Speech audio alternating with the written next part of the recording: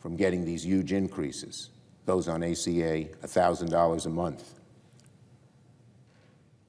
When Democrats say we want to work with Republicans to lower premiums, to strengthen health care, all we are doing is reflecting what the American people already want.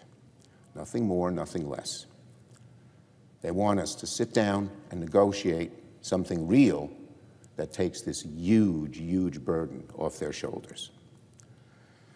And Donald Trump, instead of acting like an adult, he's the most immature president we have ever had.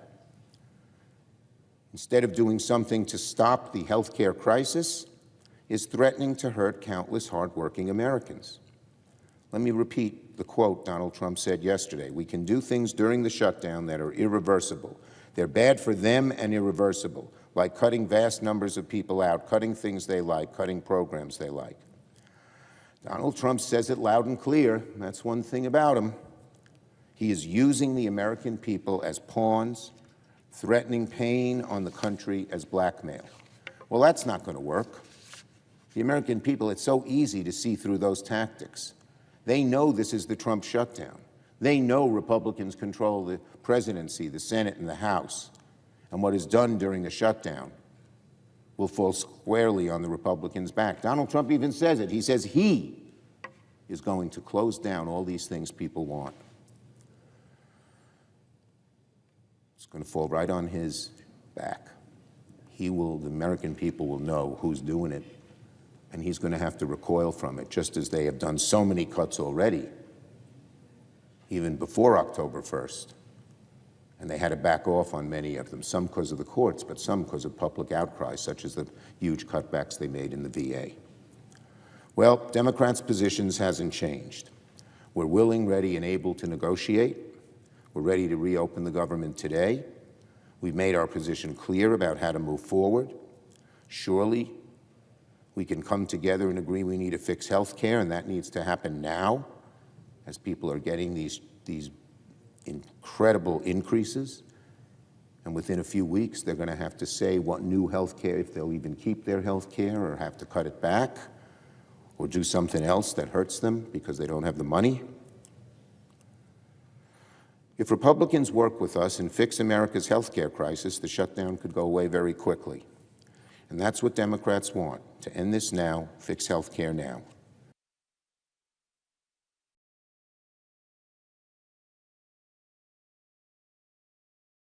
To take yes for an answer. Yield the floor.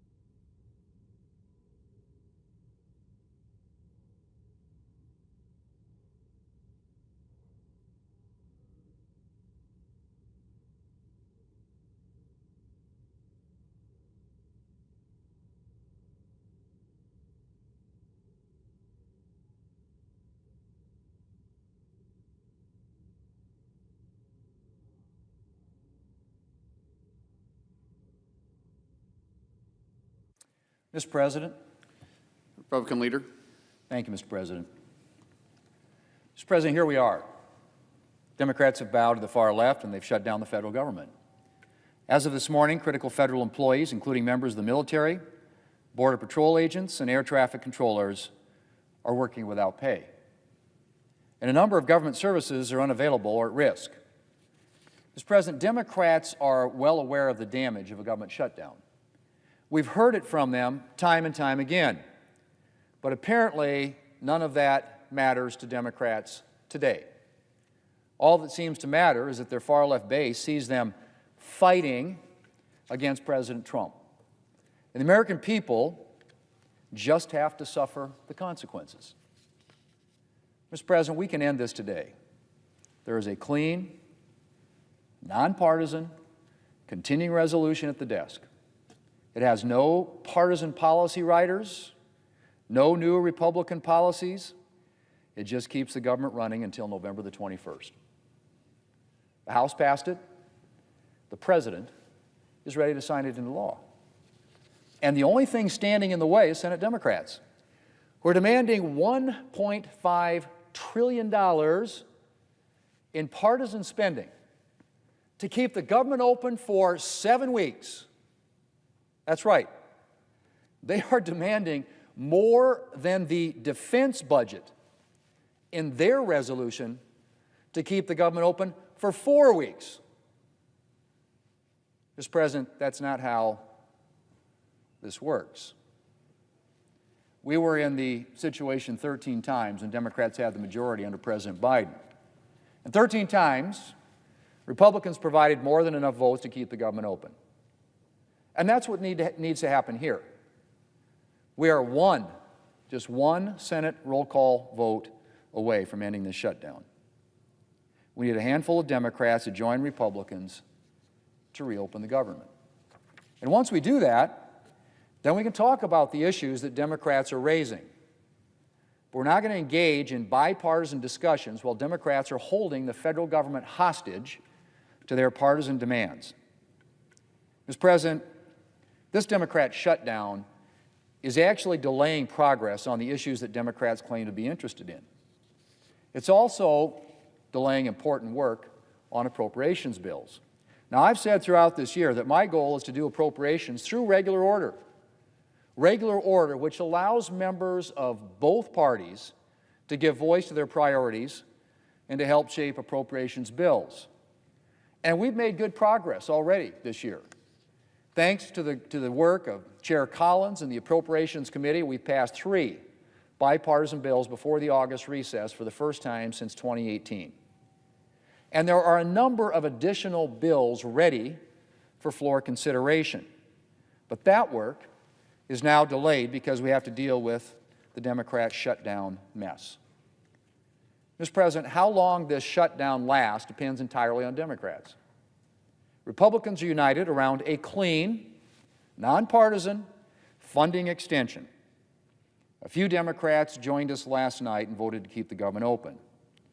They'll have another opportunity to vote today. And I hope more of our Democrat colleagues will agree to end this shutdown. Real people are suffering right now because of Democrats' temper tantrum. And it needs to stop. Mr. President, I want to close with this. In 2019, in the midst of another shutdown, the Democrat leader urged reopening the government before negotiating on the one point of disagreement. He said then, and I quote, "Why must we hold millions of Americans who depend on the services of these agencies that are closed, hundreds of thousands of workers who get paid by these agencies, why must we hold them hostage? Why must a temper tantrum determine how we vote and what happens in this government? Everyone can shut down the government on anything, any leader, any president. It is not the way to do things." End quote. Well, Mr. President, I hope that the Democrat leader will heed his own words. Democrats need to reopen the government, and we need to get back to work for the American people. Mr. President, I yield the floor, and I suggest the absence of a quorum. Clerk will call the roll. Ms. Alston-Brooks.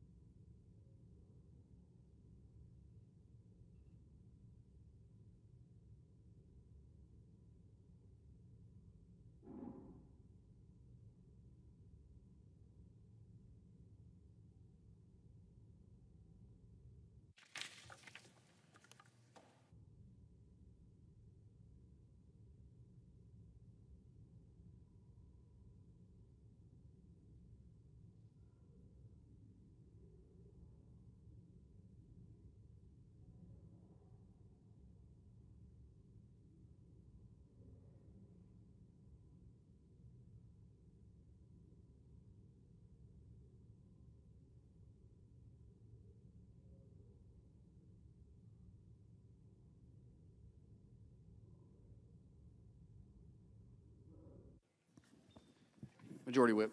Thank you, Mr. President. I ask unanimous consent that the quorum call be vitiated. Without objection. Thank you, Mr. President.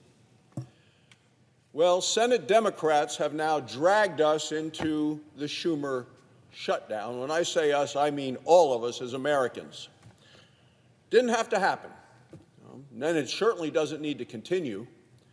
Americans are overwhelmingly against the shutdown of our government.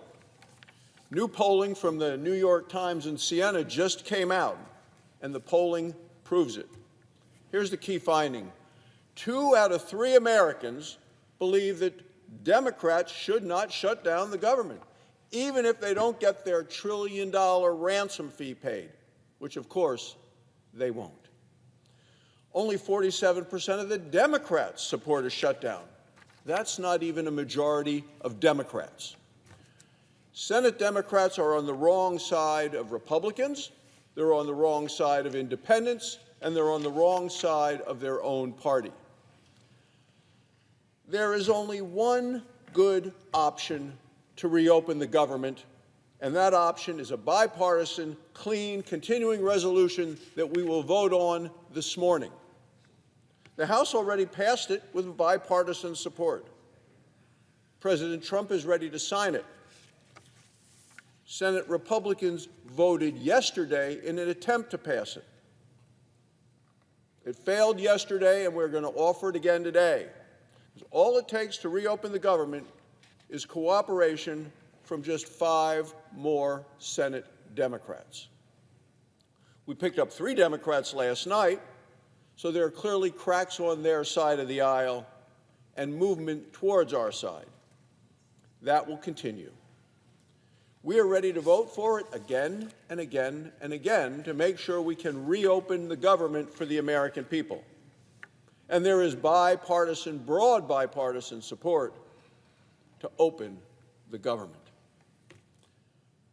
That's what the New York Times revealed, and that's what the vote revealed last evening. 5 more Democrats join us today. The shutdown is over. Because remember, it takes 60 votes in the Senate to get something like this passed and accomplished. And all we're asking is to reopen the government for the next 7 weeks. Democrats supported these same funding levels before. Now they claim the levels aren't good enough. Democrats are now demanding $1.5 trillion in new spending for just reopening the government for 4 short weeks. That's $48 billion of new spending each and every day of the 4 weeks in the Democrats' proposal. This is a direct attack on hardworking American taxpayers who voted against wasteful Washington spending in the elections in November. Think back to previous continuing resolutions just like this one. You can think back to 13 of them during the time Joe Biden was in office at the White House. 13 of these passed. The minimum number of votes was 65. We voted to keep the government open, bipartisan. When Joe Biden and Barack Obama were president, Democrats said shutdowns were dangerous, destructive, and desperate. That's the word of the Democrats. Dangerous, destructive, desperate. Listen to those words. Listen to what Chuck Schumer said. He said, passing a clean CR would avert a harmful and unnecessary government shutdown. He also said if a government shuts down, it'll be average Americans who suffer the most. But yesterday, he stood here in the well and then voted to shut down the government. Senator Patty Murray of Washington is the top Democrat on the Senate Appropriations Committee. She has said a shutdown solves nothing. She went on to say, and it hurts everyone. Yesterday, she voted to shut down the government. Senator Elizabeth Warren of Massachusetts said that a shutdown, quote, is the last resort for those who can't otherwise win their fights through elections and can't win their fights in Congress. Well, yesterday, she voted to shut down the government. Senator Chris Murphy of Connecticut said, quote, there is a time and a place to debate health care, but not when the funding of the federal government and all the lives that are impacted by it hang in the balance. Well, yesterday, he voted to shut down the government. Senator Amy Klobuchar of Minnesota is a member of the Senate Democrat leadership. She said, shutdowns are not good for the economy. Yesterday, she voted to shut down the government. Senator Brian Schatz of Hawaii said, I've seen the same thing over and over again. He said, shutdowns don't work, no one wins, but Americans have a lot to lose. Yesterday, he voted to shut down the government. Those were Senate Democrat words when there was a Democrat in the White House. Yet last night, when it mattered, Democrats ignored their own warnings. Either their memories are short or their principles are situational. The costs they describe are now a reality. Border Patrol agents are showing up to work. They're not getting paid. The Border Patrol Union warns that shutdowns threaten their capacity to maintain the most secure border in our nation's history.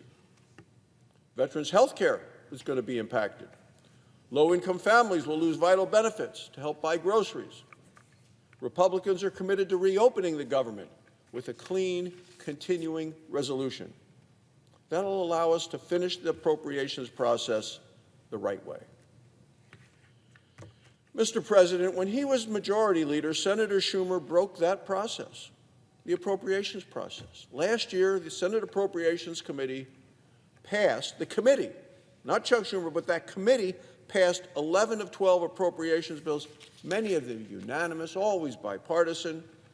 And what happened? Senator Schumer let each and every one of them rot and die in his Senate desk drawer. He shut down the appropriations process, and now he wants to shut down the government. Republicans have restored the appropriations process. For the first time in 4 years, the Senate passed appropriation bills in August, passed 3 of them. Senator Susan Collins of Maine deserves special praise and thanks for this achievement. Passing a clean CR will allow the Senate to finish our bipartisan work. The American people want their government open. They want it reopened. They want it to remain open. They want it working. So today, Democrats are facing a clear choice. They can govern in the best interest of the American people, or they can continue to grandstand for their retweets and their likes from their liberal base. Republicans are united in our commitment to reopen the government. How long it takes, how costly it is, that, Mr. President, is entirely up to the Senate Democrats. A bipartisan offer, a bipartisan bill that already passed the House is right here in the Senate for a vote today. The President is ready to sign it to reopen the government. It is time to pass the bill today and end this Schumer shutdown. Thank you, Mr. President. I yield the floor.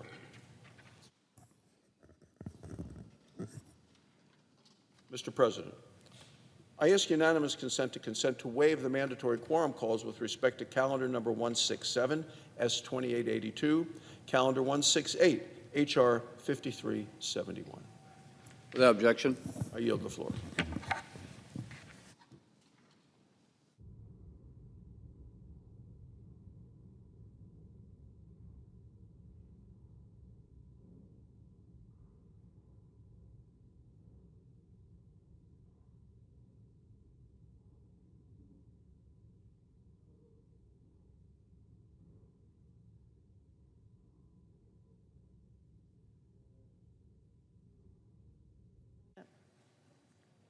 Senator from Washington.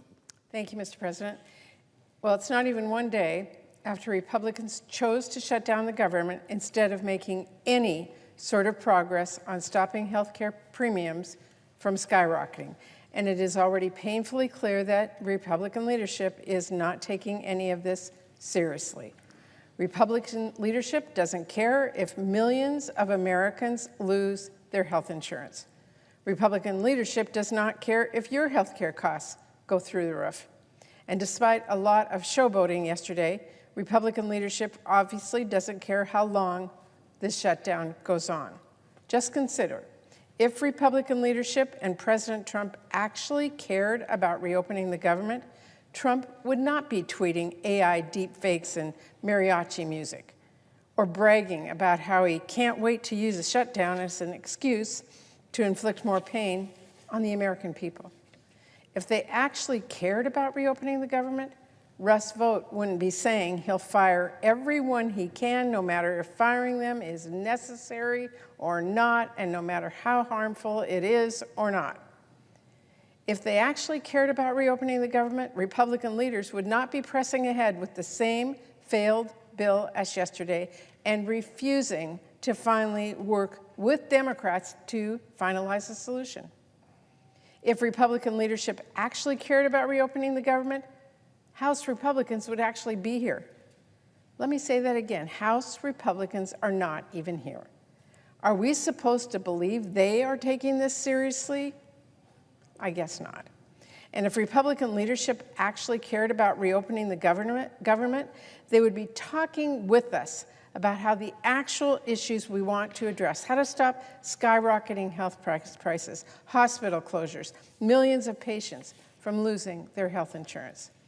Instead, they are screaming illegal immigration and telling bold-faced lies about Democrats' proposal to try and talk about anything but health care.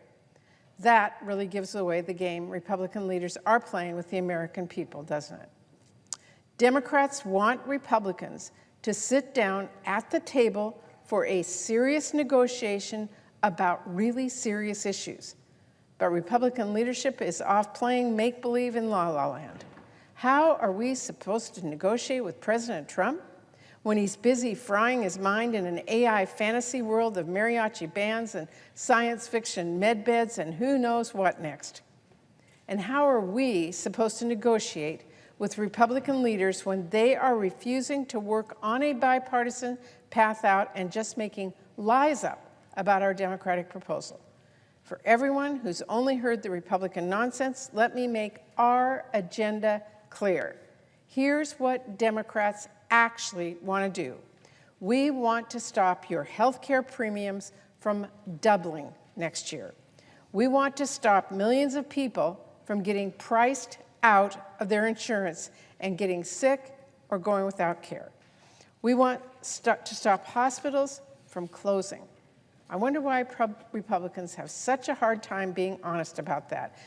Well, maybe because they caused this healthcare crisis in the first place. And let's be crystal clear, it is not honest for Republicans to try and just say, oh, well, we can just talk about healthcare later. We pinky promise. Rate hikes are being finalized right now.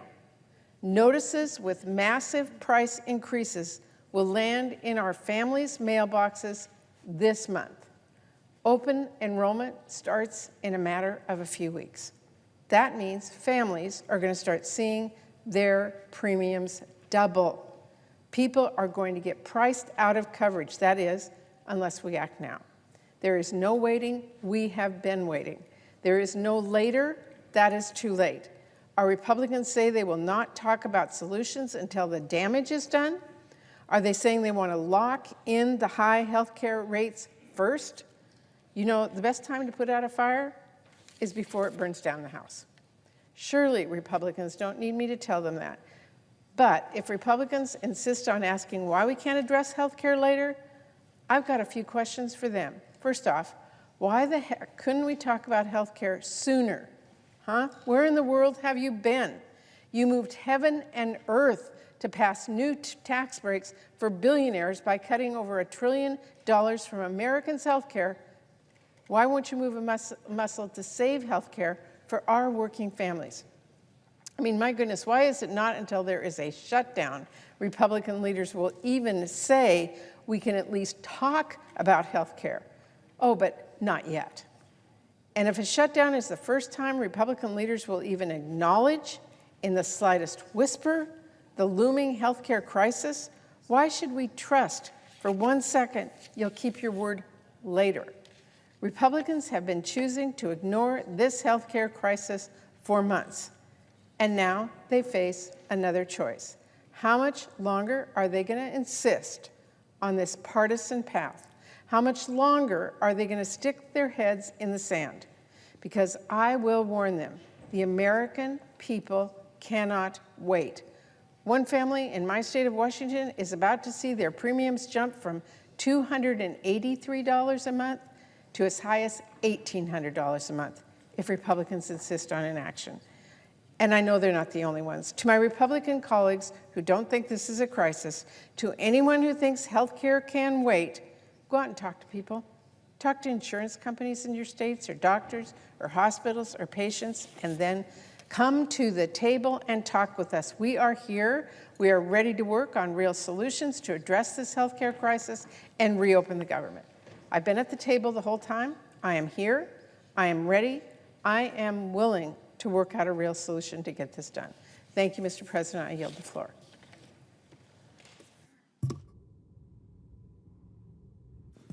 The clerk will report the motion to invoke cloture. Cloture motion. We, the undersigned senators, in accordance with the provisions of Rule 22 of the Standing Rules of the Senate, do hereby move to bring to a close the debate on the motion to proceed to calendar number 167 S2882, a bill making continuing appropriations for the fiscal year ending September 30th, 2026, and for other purposes, signed by 17 senators. Under previous order, the mandatory quorum call under Rule 22 has been waived. The question is the sense of the Senate that debate on the motion to proceed to S2882, a bill making continuing appropriations for the fiscal year ending September 30th, 2026, and for the purpose shall be brought to close. The yeas and nays are mandatory under the rule. The clerk will call the roll. Ms. Alsobrooks, Ms. Baldwin, Mr. Banks, Mr. Barrasso, Mr. Bennett, Mrs. Blackburn, Mr. Blumenthal, Ms. Blunt-Rochester, Mr. Booker, Mr. Bozeman, Mrs. Britt, Mr. Budd, Ms. Cantwell, Mrs. Capito.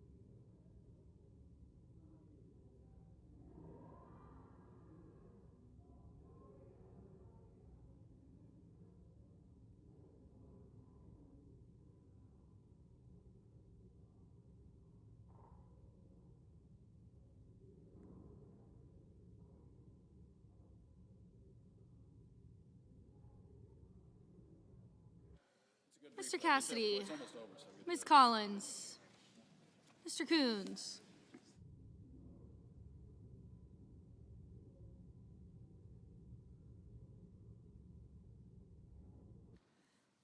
Mr. Cornyn, Ms. Cortez Masto, Mr. Cotton, Mr. Kramer, Mr. Crapo, Mr. Cruz, Mr. Curtis, Mr. Daines, Ms. Duckworth, Mr. Durbin, Ms. Ernst, Mr. Fetterman, Mrs. Fisher, Mr. Gallego, Mrs. Gillibrand, Mr. Graham, Mr. Grassley, Mr. Haggerty, Ms. Hassan, Mr. Hawley, Mr. Heinrich, Mr. Hickenlooper, Ms. Hirono, Mr. Hoven, Mr. Husted, Mrs. Hyde-Smith, Mr. Johnson, Mr. Justice.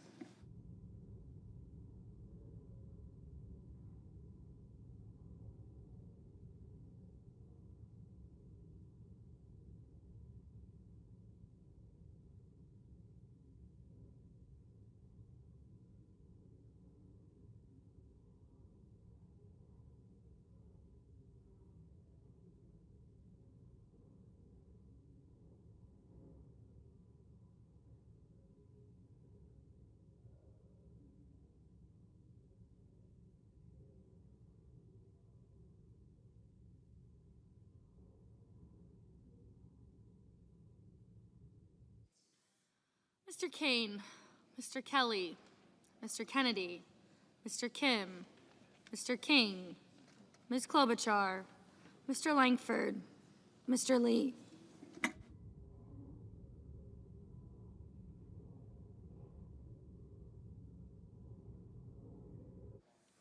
Mr. Lujan, Ms. Lummis.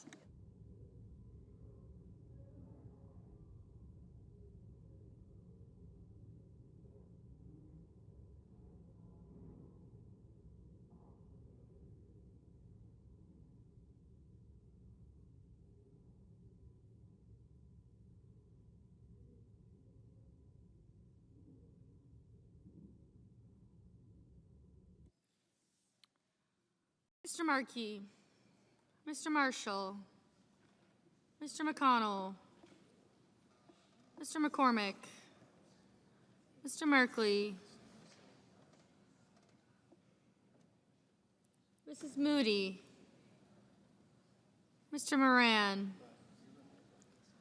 Mr. Marino, Mr. Mullen, Ms. Murkowski, Mr. Murphy, Mrs. Murray, Mr. Ossoff,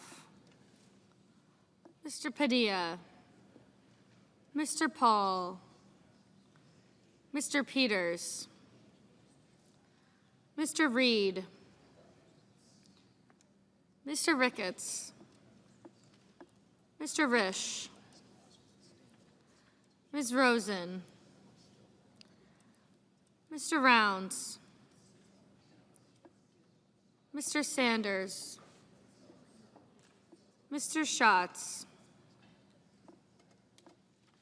Mr. Schiff, Mr. Schmidt,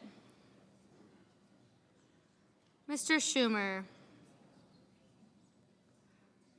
Mr. Scott of Florida, Mr. Scott of South Carolina.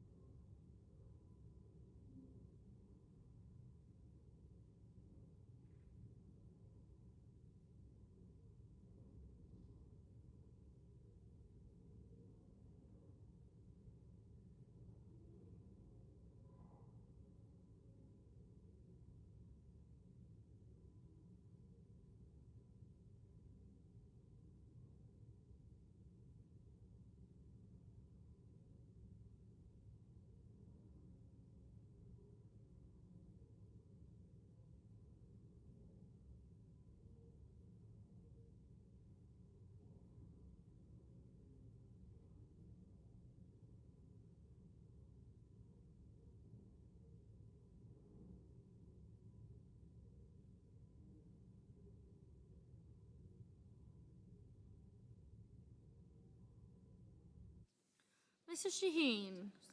Mr. Sheehy. I'm assuming.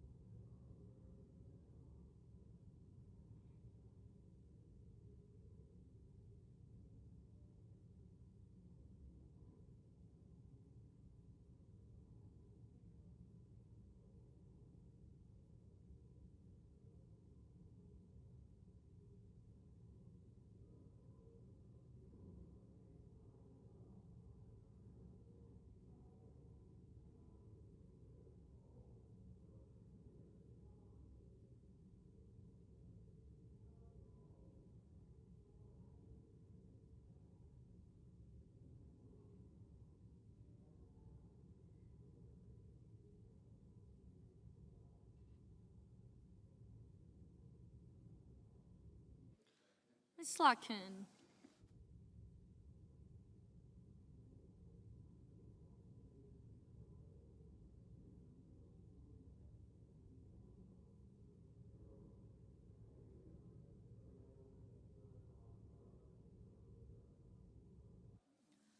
Ms. Smith. Mr. Sullivan. Mr. Thune. Mr. Tillis. Mr. Tuberville. Mr. Van Hollen. Mr. Warner. Mr. Warnock. Ms. Warren. Mr. Welch. Mr. Whitehouse. Mr. Wicker. Mr. Wyden. Mr. Young.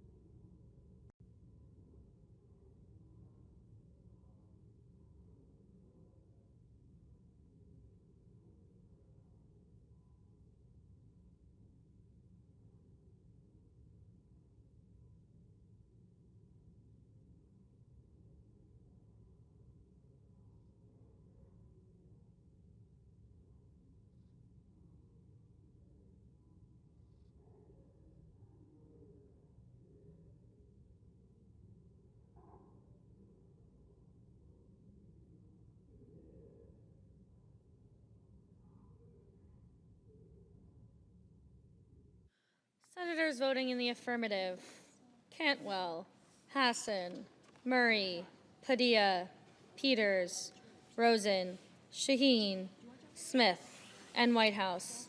Senators voting in the negative: Barrasso, Bozeman, Capito, Cornyn, Cotton, Fisher, Graham, Haggerty, Heidsmith, Kennedy, Lemus, Marino, Mullen, Murkowski, Paul, Scott of Florida, Sheehy, and Tuberville. Mr. Schmidt, no.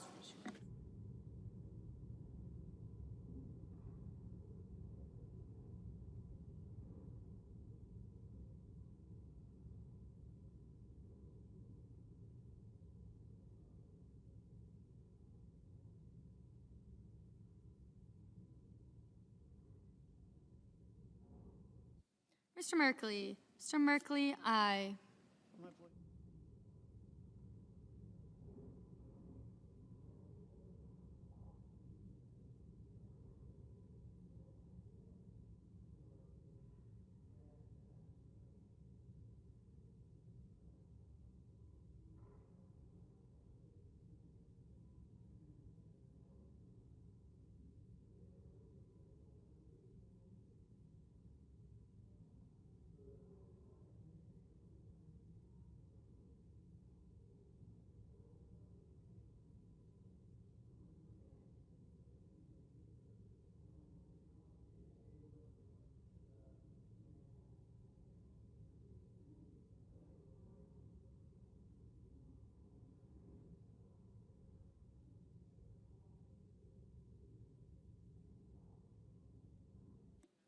Mr. Sanders, aye. Mr. Wyden, aye.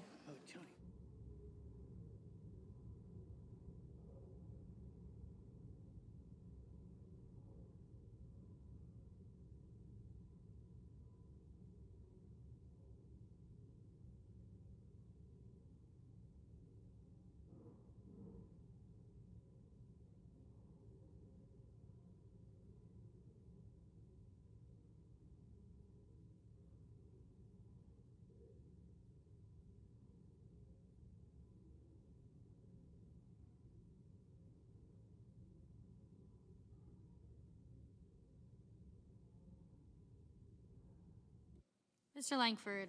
Mr. Langford, no. Mr. Durbin. Mr. Durbin, aye.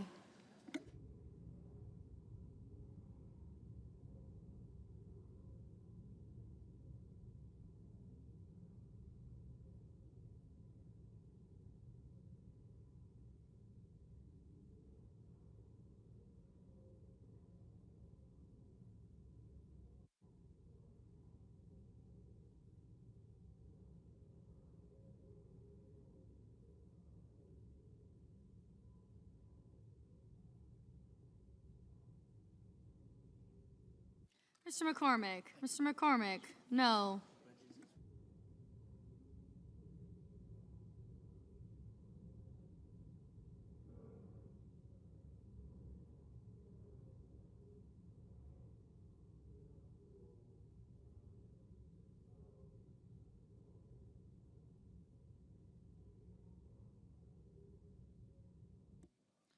Mr. Husted. Mr. Husted, no.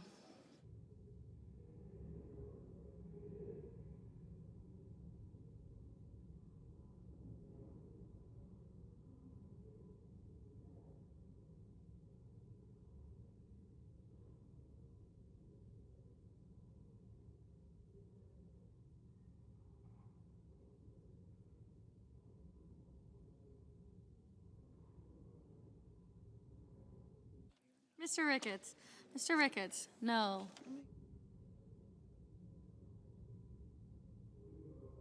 Mr. Curtis. Mr. Curtis, no.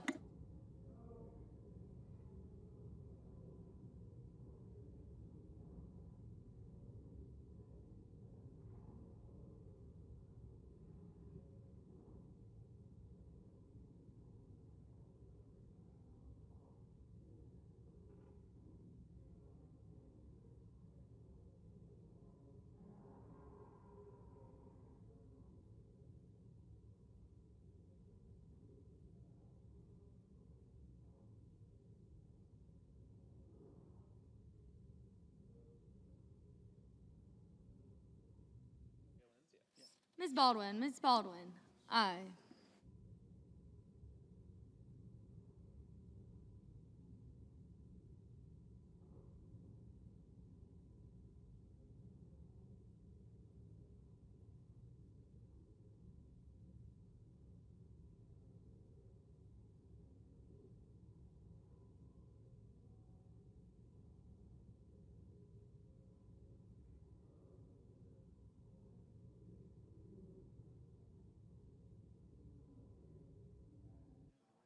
Mr. Tillis. Mr. Tillis, no.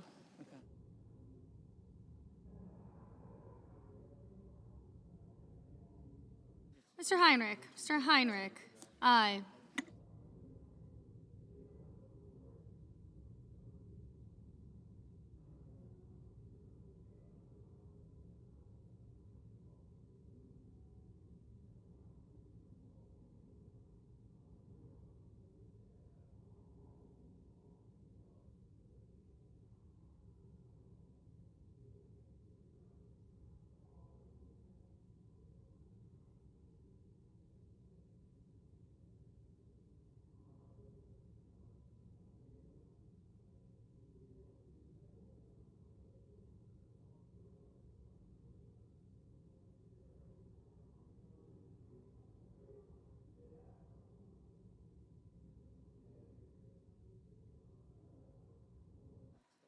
Mr. Risch. Mr. Risch, no.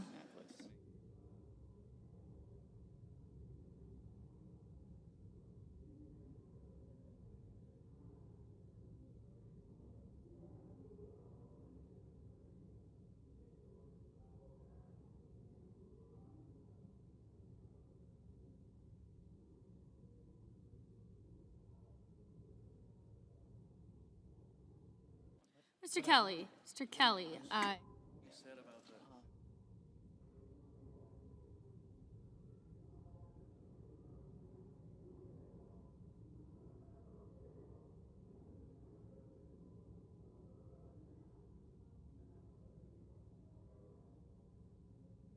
Mr. Warnock. Mr. Warnock, aye.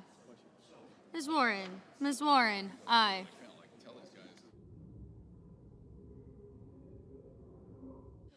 Mr. Wicker, Mr. Wicker, no.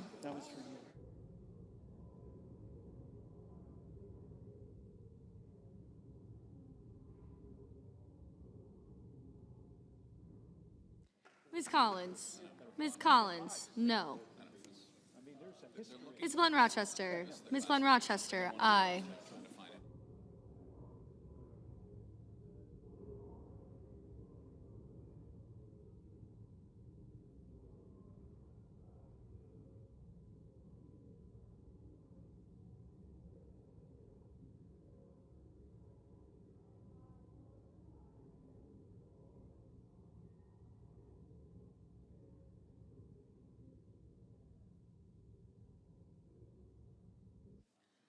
Mr. Murphy, aye.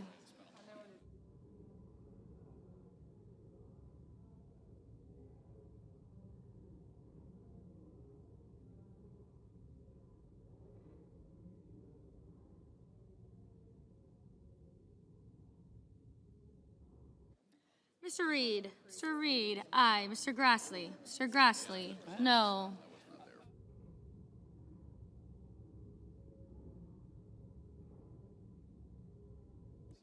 Mr. Lujan, aye.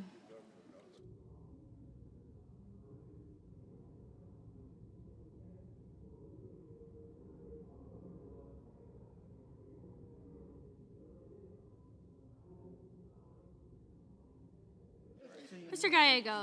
Gallego, aye. Mr. Hawley, no. Mr. Schiff, aye. Mr. King, aye.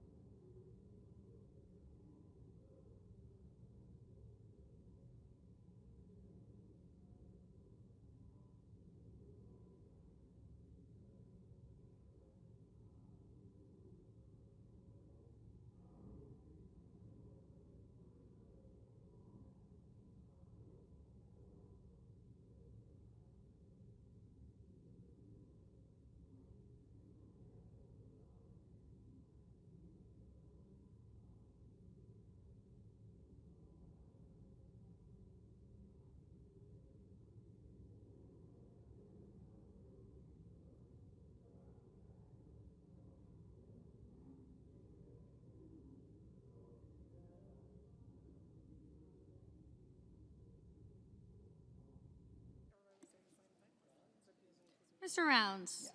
Rounds, no. Mrs. Blackburn, no. Mr. Schatz, aye. Mrs. Britt, no.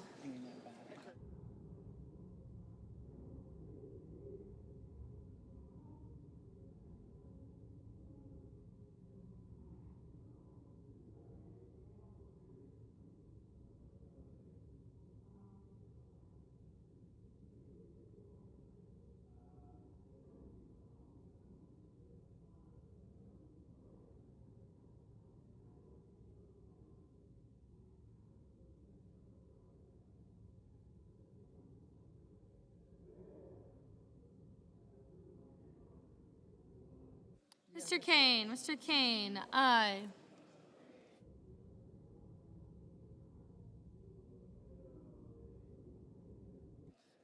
Mr. Cruz, no. Mr. Johnson, no.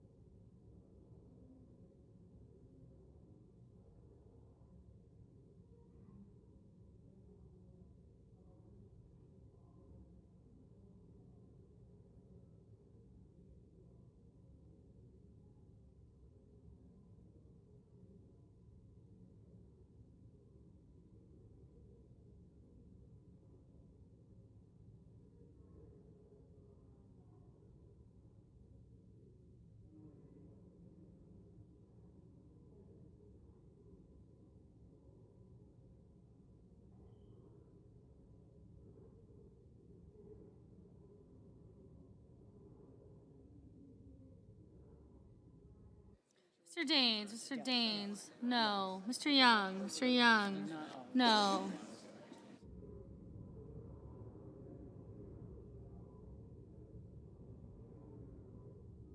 Mr. Banks, no. Mr. Marshall, no.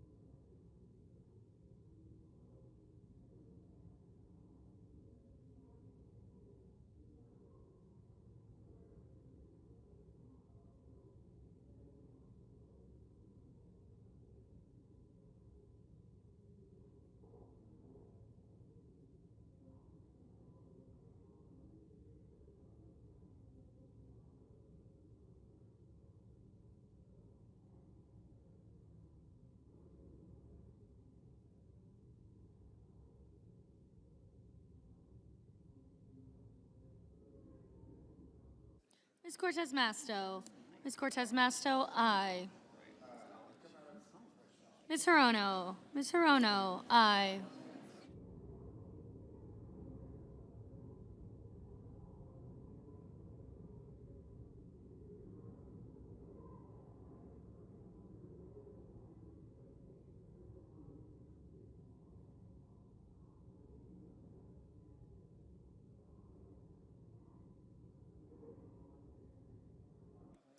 Mr. Crapo, no.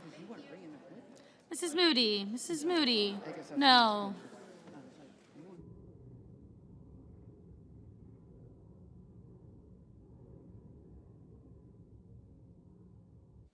Mr. Hoven, no.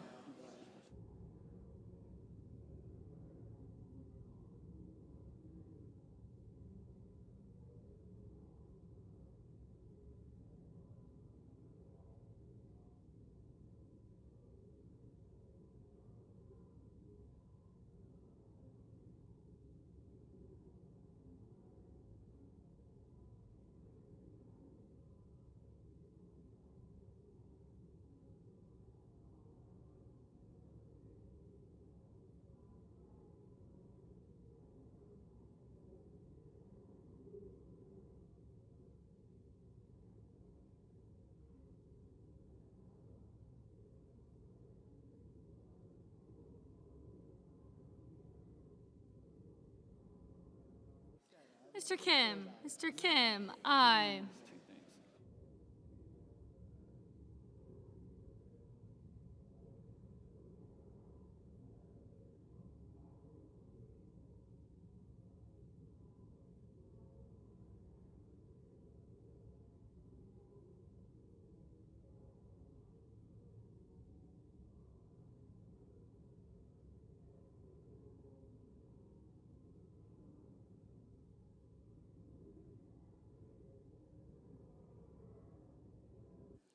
Mr. Warner, aye.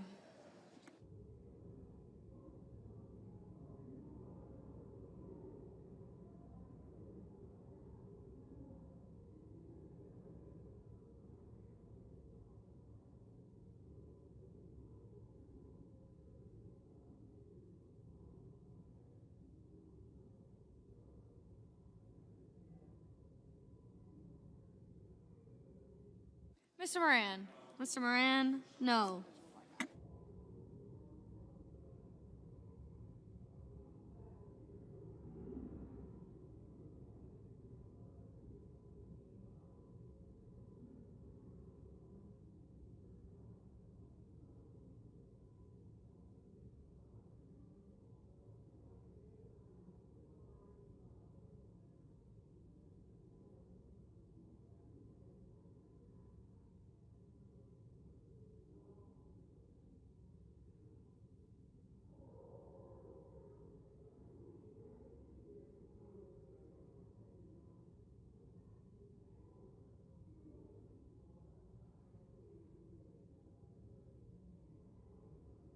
Mr.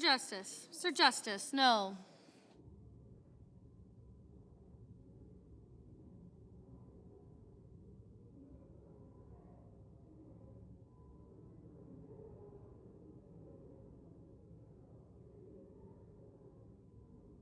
Ms. Slotkin, aye.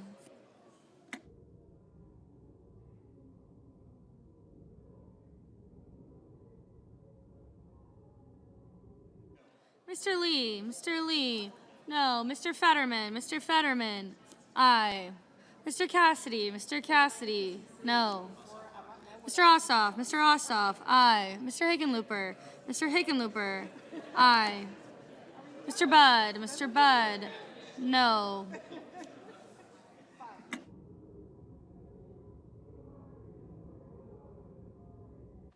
Mr.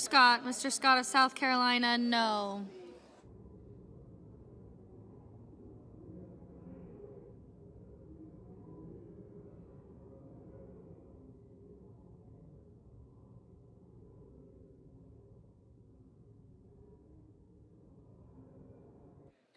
Mr. Van Hollen, aye.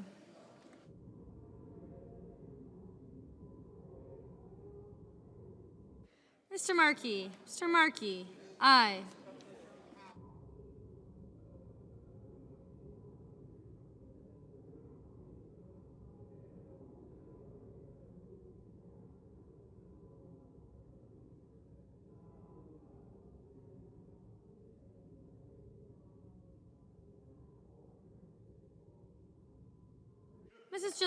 Mrs. Gillibrand, aye.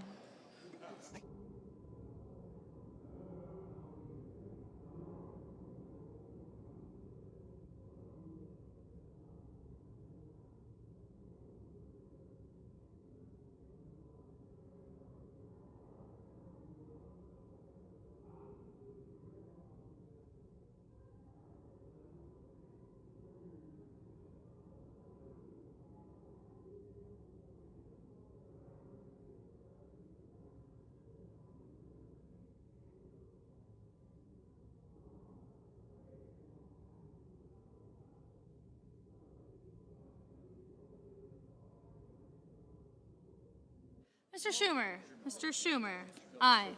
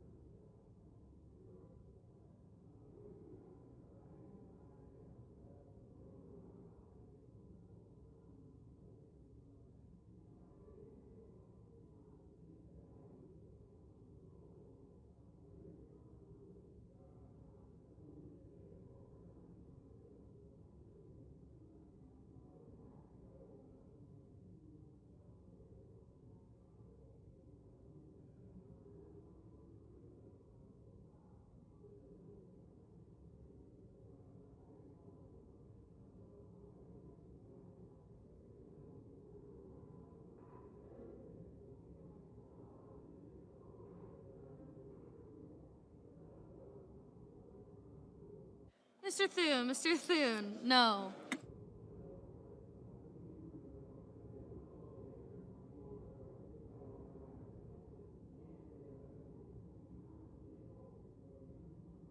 Ms. Alsobrooks, aye. Mr. Blumenthal, aye. Mr. Sullivan, no.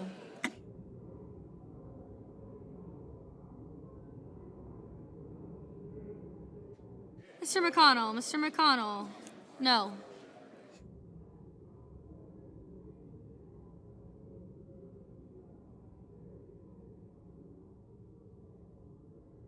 Mr. Booker, aye. Mr. Coons, aye. Ms. Klobuchar, aye.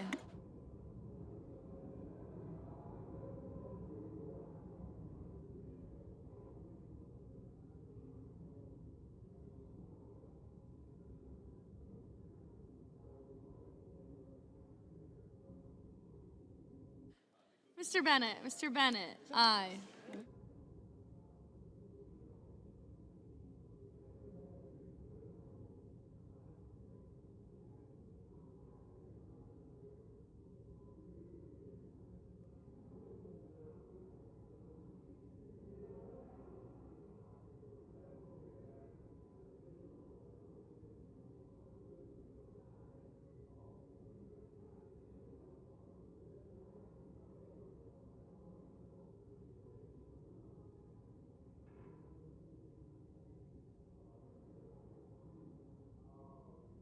Ms. Duckworth. Ms. Duckworth. Aye.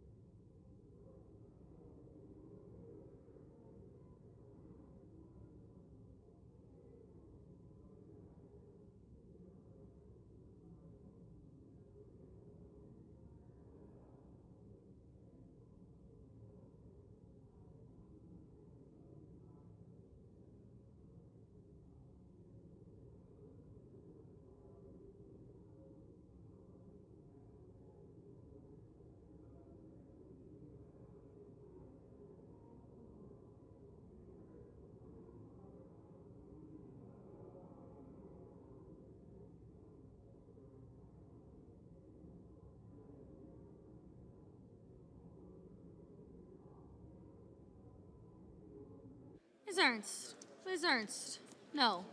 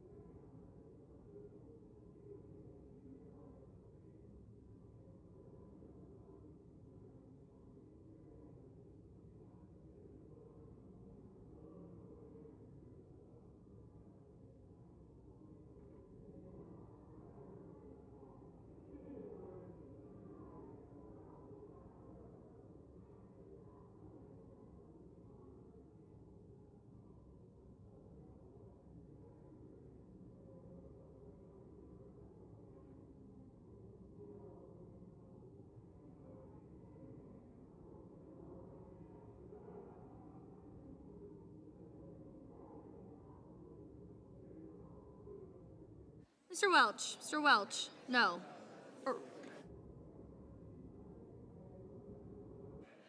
Mr. Welch. Mr. Welch. Aye. Looking out for you. Looking out for you. Looking out.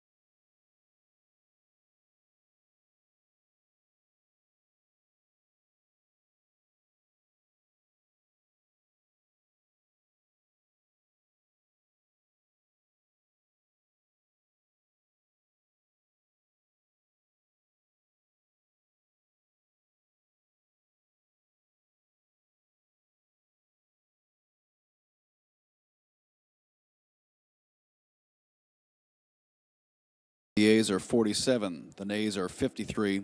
3/5 of the senators duly chosen and sworn not having voted in the affirmative. The motion is not agreed to. Majority Leader. Mr. President, I ask unanimous consent to be in order for the two leaders to enter motions to reconsider without being on the prevailing side with respect to the cloture votes on the motion to proceed to S 2882 and HR 5371. Further, that mandatory quorum calls with respect to the cow nomination and S Res 412 be waived. Is there objection? Without objection. Minority Leader. I enter a motion to reconsider the vote on the motion to invoke cloture on the motion to proceed to S 2882. The motion is entered. The clerk will report the motion to invoke cloture. Cloture motion. We, the undersigned senators, in accordance with the provisions of Rule 22 of the Standing Rules of the Senate, do hereby move to bring to a close debate on the motion to proceed to calendar number 168, HR 5371, an act making continuing appropriations and extensions for the fiscal year 2026 and for other purposes, signed by 17 senators.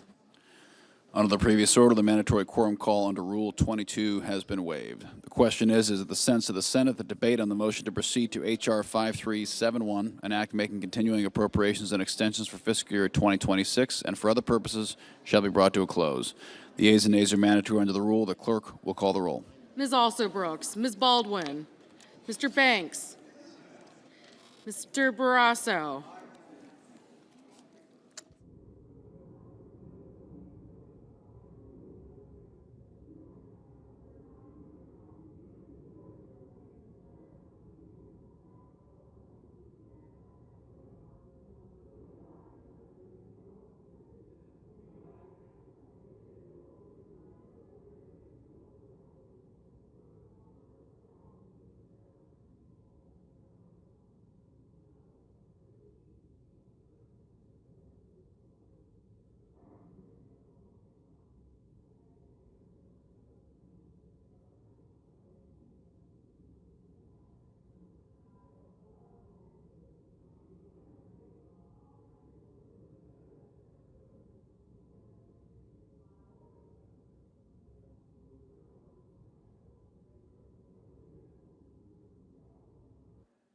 Mr. Bennett, Mrs. Blackburn, Mr. Blumenthal,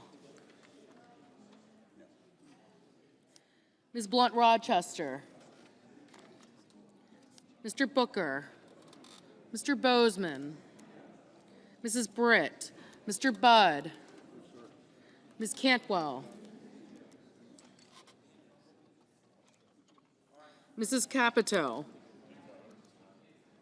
Mr. Cassidy, Ms. Collins,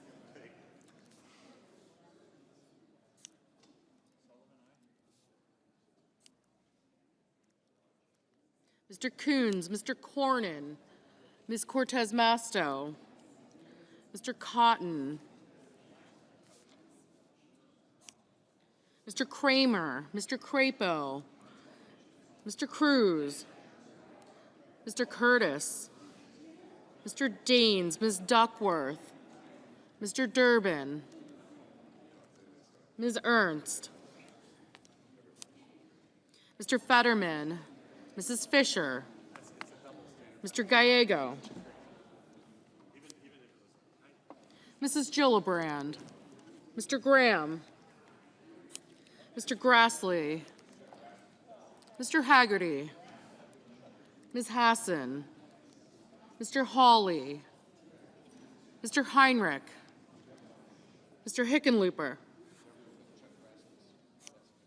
Ms. Hirono, Mr. Hoven,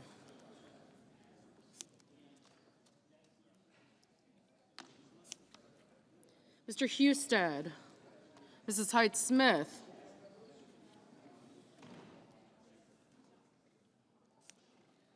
Mr. Johnson, Mr. Justice, Mr. Kane, Mr. Kelly, Mr. Kennedy, Mr. Kim, Mr. King, Ms. Klobuchar, Mr. Langford, Mr. Lee, Mr. Lujan, Ms. Lummis, Mr. Markey, Mr. Marshall, Mr. McConnell, Mr. McCormick, Mr. Merkley, Mrs. Moody, Mr. Moran,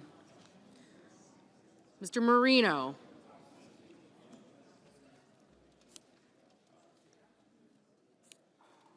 Mr. Mullen, Ms. Murkowski,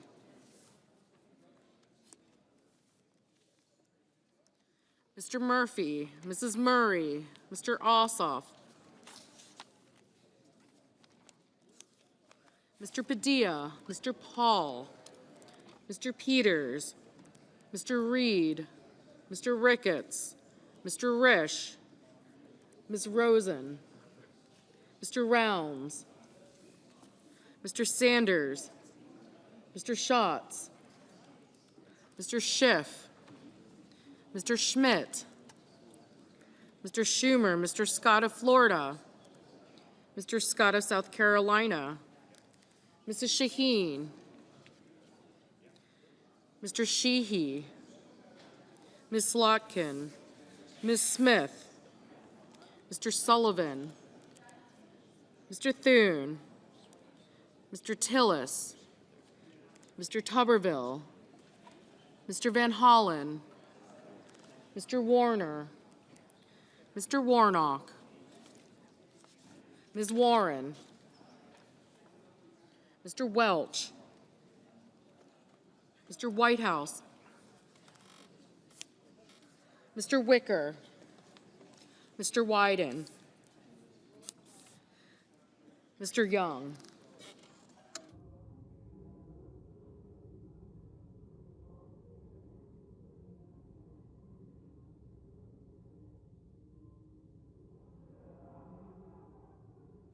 Senators voting in the affirmative: Barrasso, Britt, Budd, Cornyn, Cortez Masto, Cotton, Kramer, Daines, Ernst, Fetterman, Graham, Grassley, Johnson, Justice, Kennedy, King, Langford, Marshall, McConnell, Moody, Marino, Mullen, Scott of South Carolina, and Sullivan.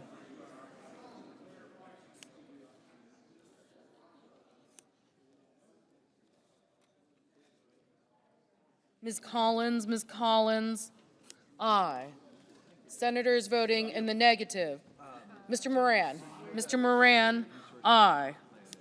Senators voting in the negative: Blumenthal, Blunt Rochester, Coons, Heinrich, Hickenlooper, Kane, Kim, Merkley, Murray, Ossoff, Padilla, Reed, Sanders, Schumer, Slotkin, Warnock, and Welch.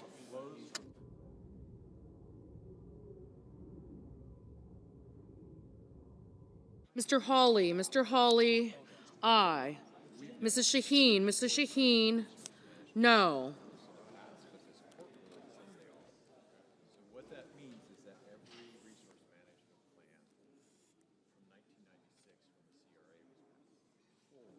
the CRA was forward. Ms.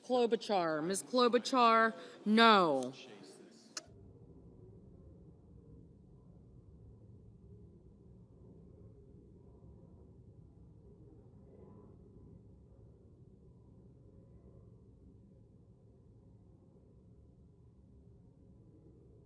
Ms. Murkowski, aye.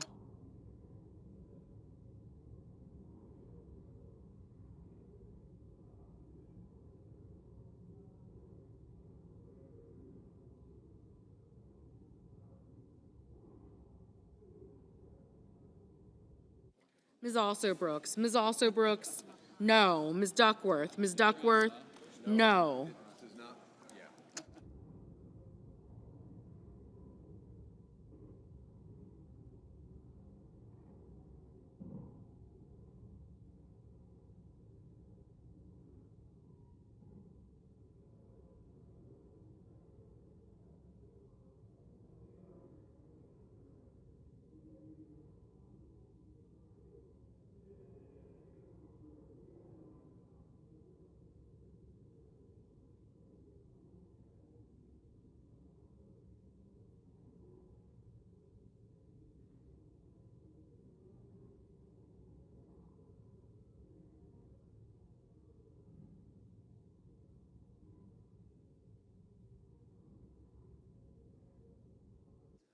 Mr. Markey, no. Mr. Thune, aye.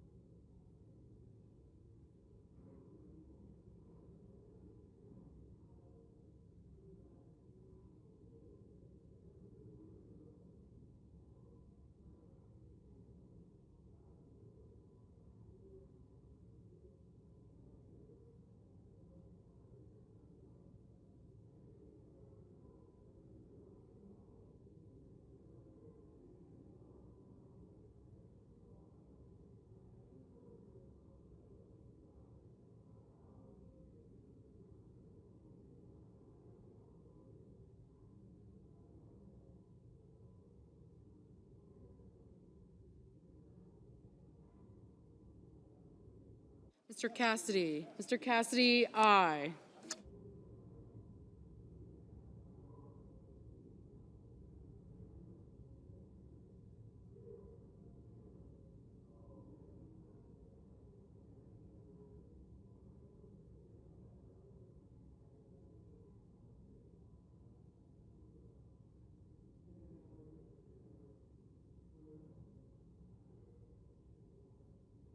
Mr. Durbin, no.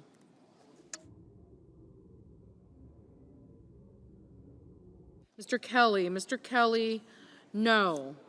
Mr. Lujan, no.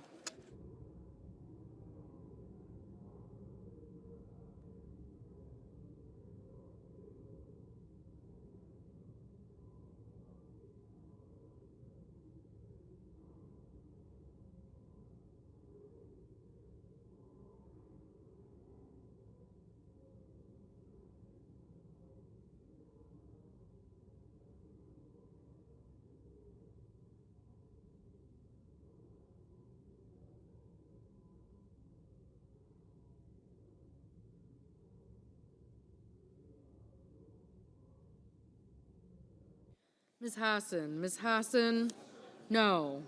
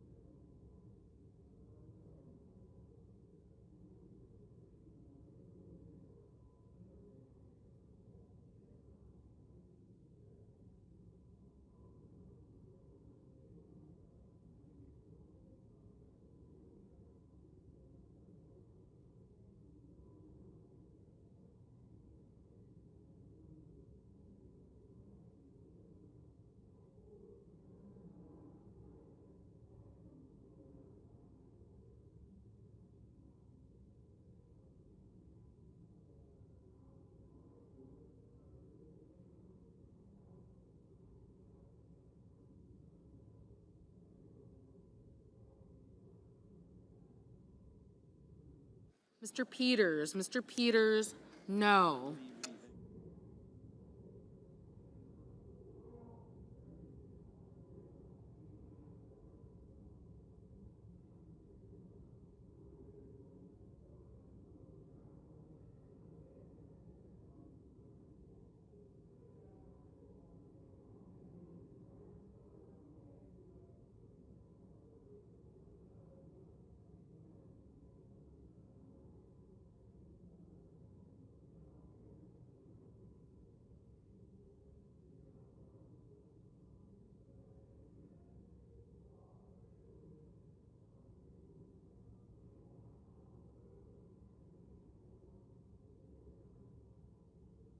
Ms. Cantwell, no.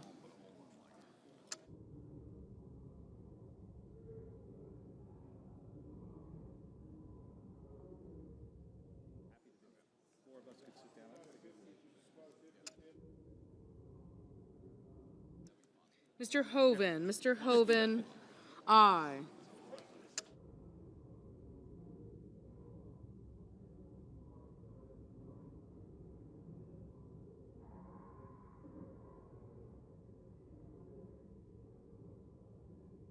Mr. Ricketts, aye.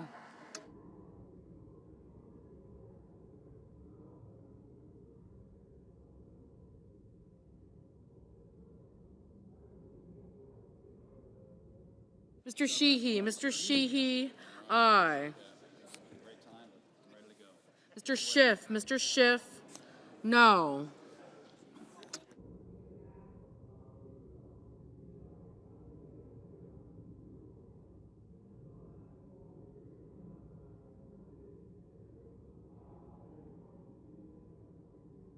Mr. Lee, aye. Mr. Crapo, aye.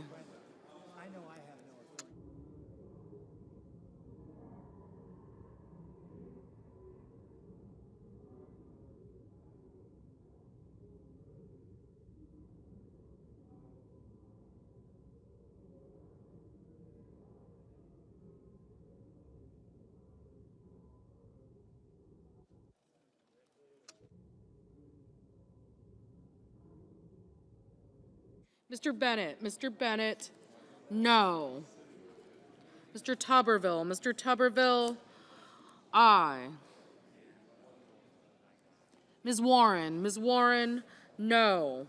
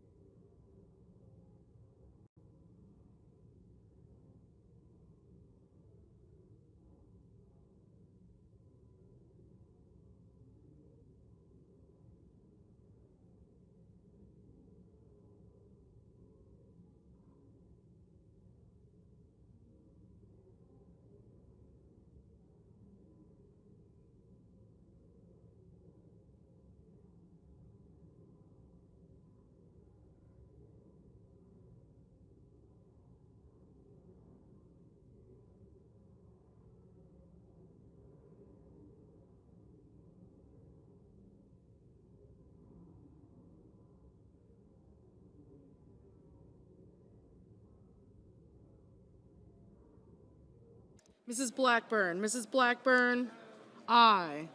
Mr. Bozeman, aye.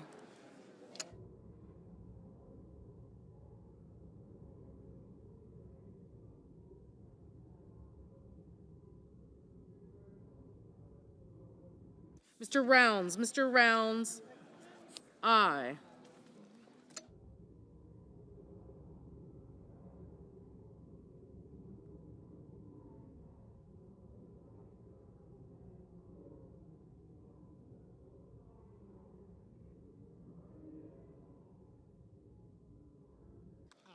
Mr. Haggerty, aye. Ms. Baldwin, no.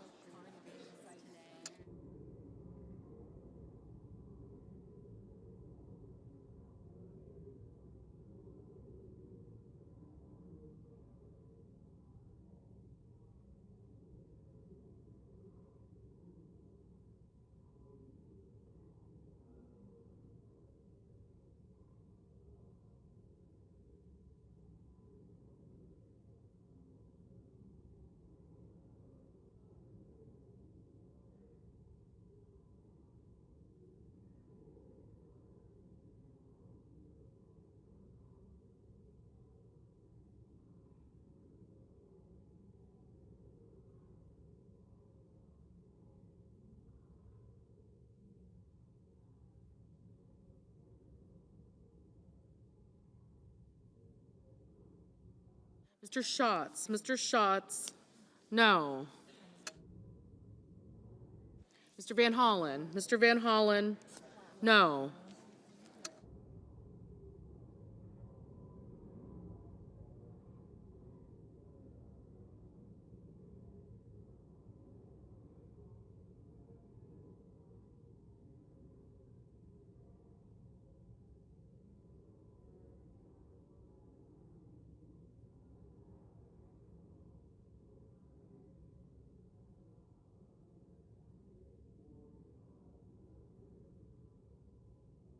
Ms. Rosen. Ms. Rosen, no.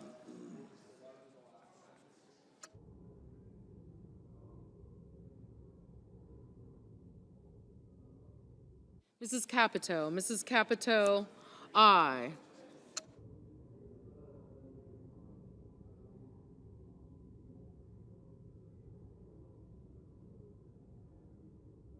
Mr. Husted. Mr. Husted, aye.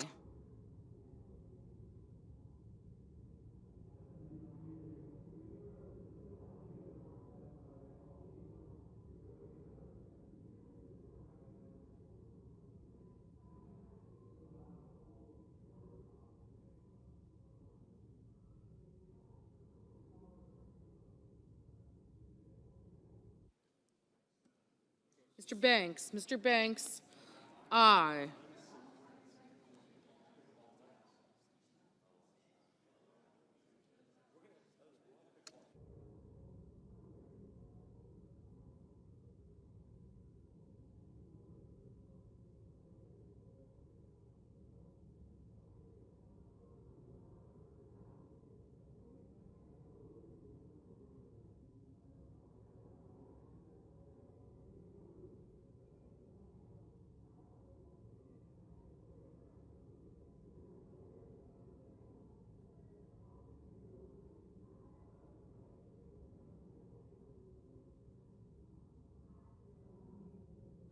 Mr. Wyden. Mr. Wyden, no.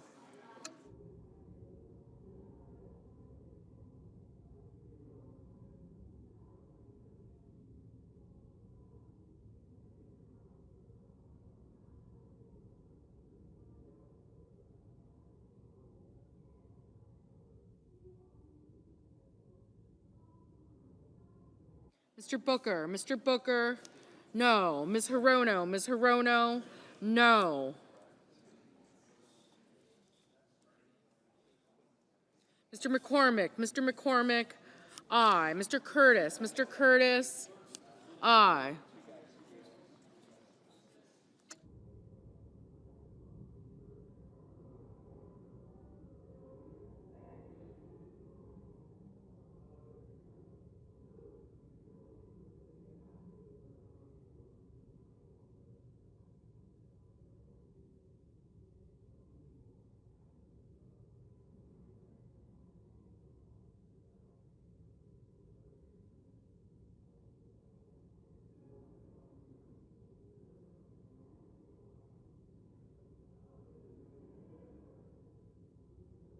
Mr. Murphy. Mr. Murphy, no.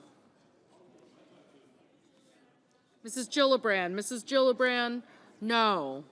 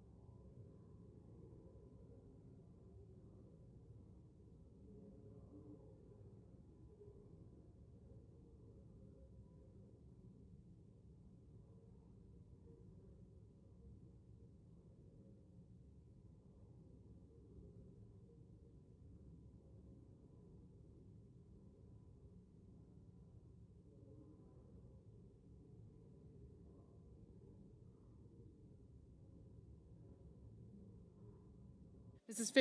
Fisher, aye.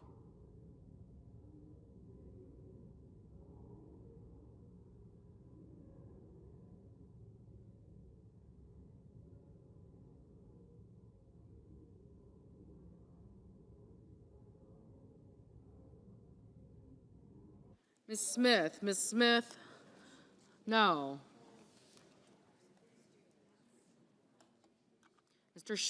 Mr. Schmidt, aye.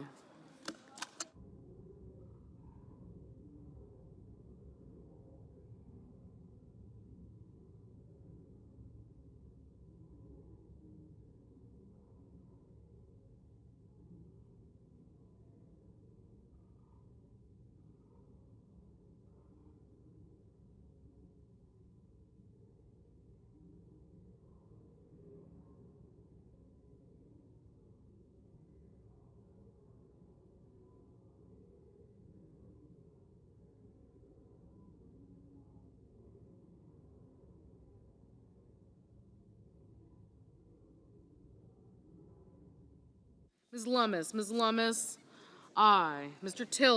Tillis, aye.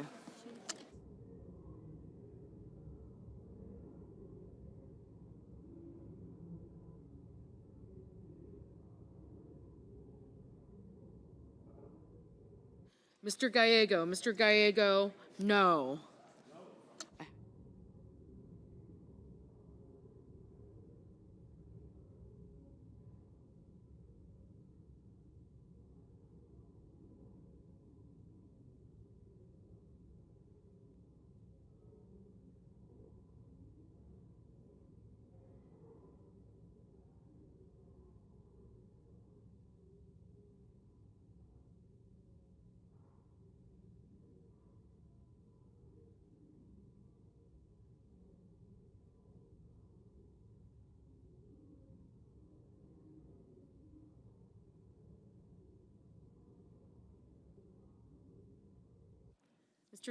Mr. Scott of Florida, aye.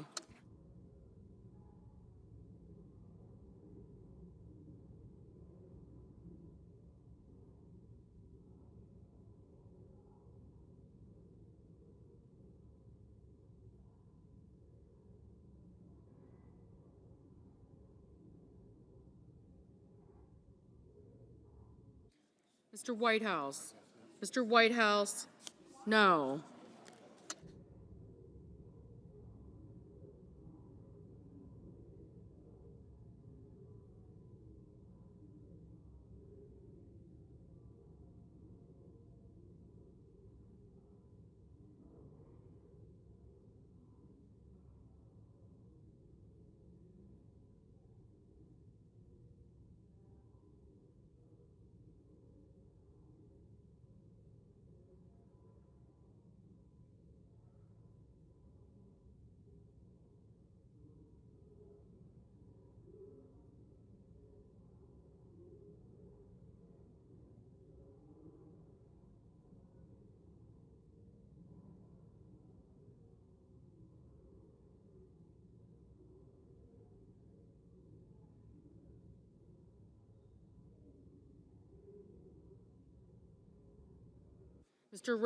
Mr. Risch, aye.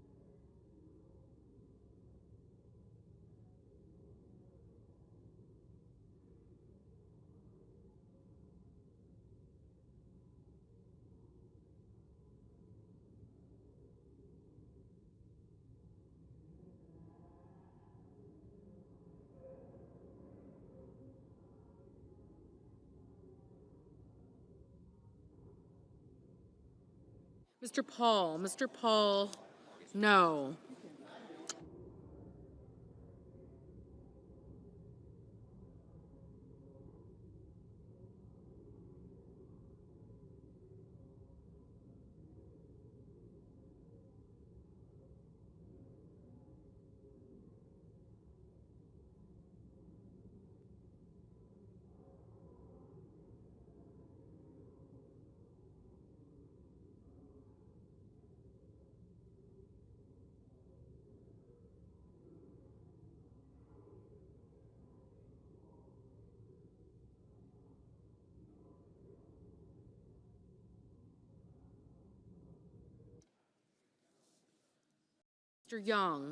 Mr. Young, aye.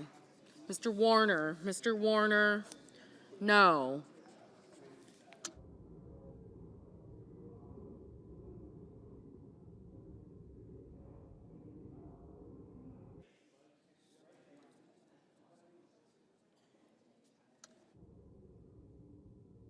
Mr. Cruz, aye.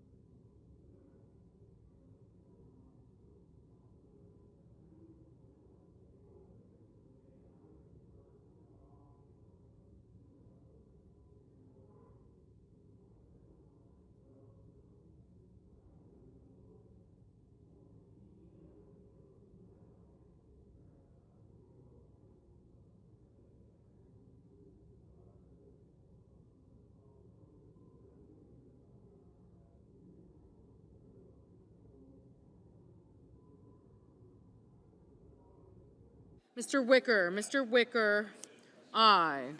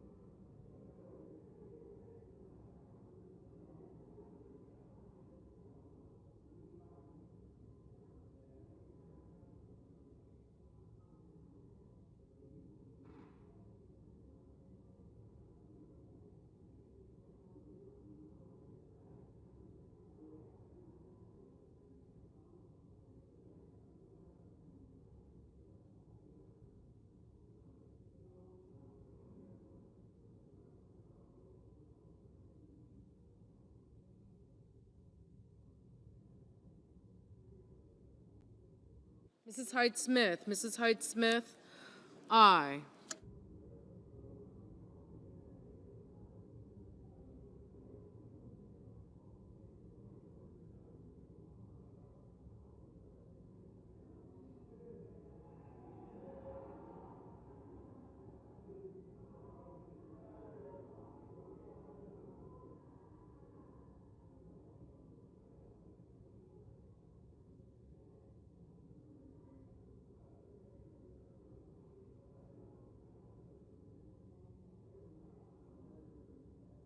Hello, Lindsay. How are you?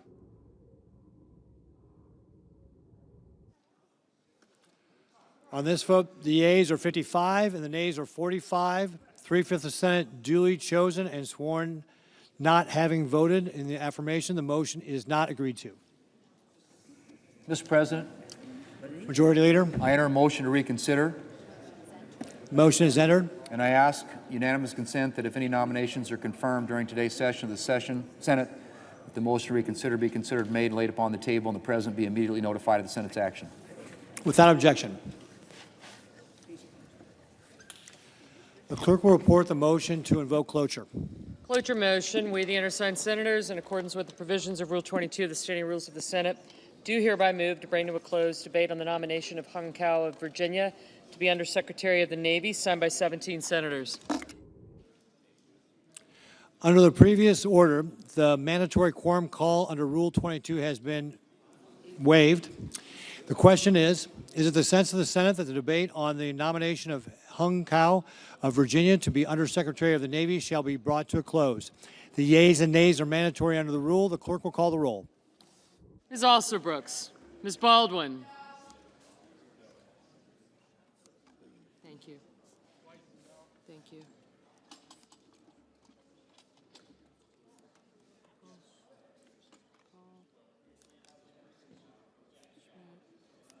I got you. I got you. Mr. Banks. I got you. Thank you.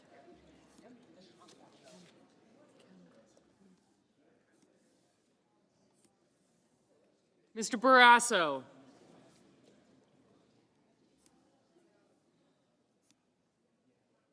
Thank you. I got Scott. I got him. Thank you. Yeah, he didn't see me. Mr. Bennett, Mrs. Blackburn. Mr. Blumenthal. Ms. Blunt-Rochester. Mr. Booker. Mr. Bozeman. I got him. No, not yet. Yeah, he did. Mrs. Britt. Mr. Budd.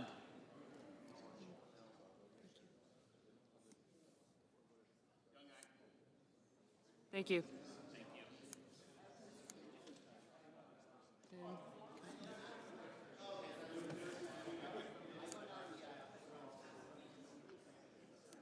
Thank you.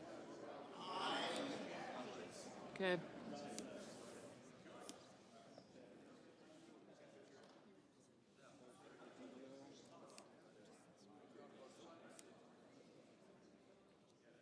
Mr. Budd. Ms. Cantwell. Mrs. Capito. Okay.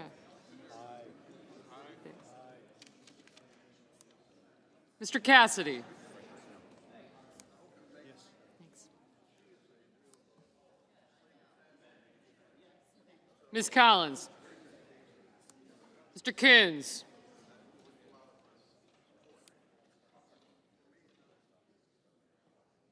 Mr. Cornyn. Ms. Cortez Masto. Mr. Cotton, Mr. Kramer. I got you. I did. Yes, sir. Thank you. Thank you. Mr. Crapo, Mr. Cruz, Mr. Curtis. Thank you.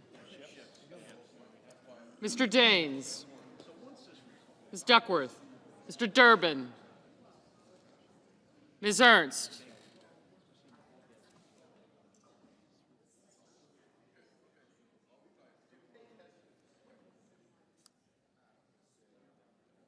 Mr. Fetterman.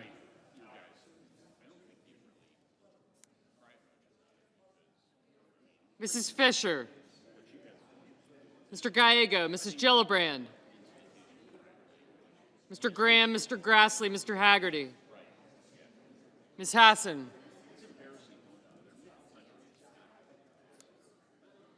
Mr. Hawley, Mr. Heinrich. Mr. Hickenlooper. Ms. Hirono. Mr. Hoven. Mr. Husted, Mrs. Hyde-Smith. Mr. Johnson.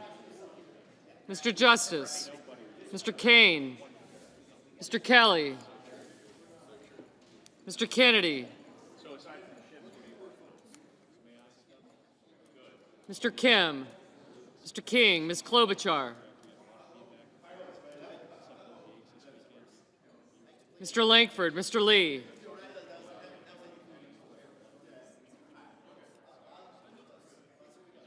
Mr. Lujan. Ms. Lemus.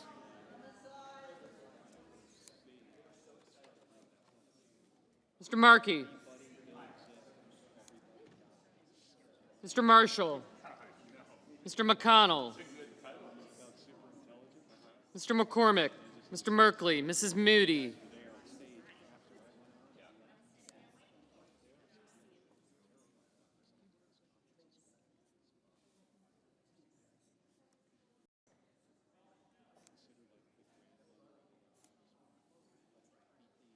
Mr. Moran. Mr. Marino.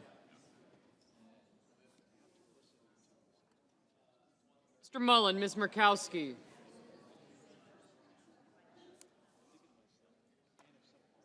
Mr. Murphy. Mrs. Murray. Mr. Ossoff. Mr. Padilla. Mr. Paul. Mr. Peters. Mr. Reed. Mr. Ricketts. Mr. Risch. Ms. Rosen. Mr. Rounds. Mr. Sanders. Mr. Schatz. Mr. Schiff.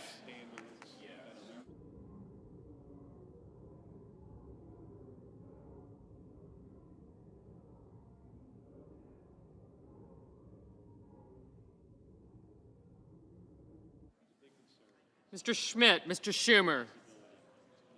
Mr. Scott of Florida. Mr. Scott of South Carolina. Mrs. Shaheen. Mr. Sheehy.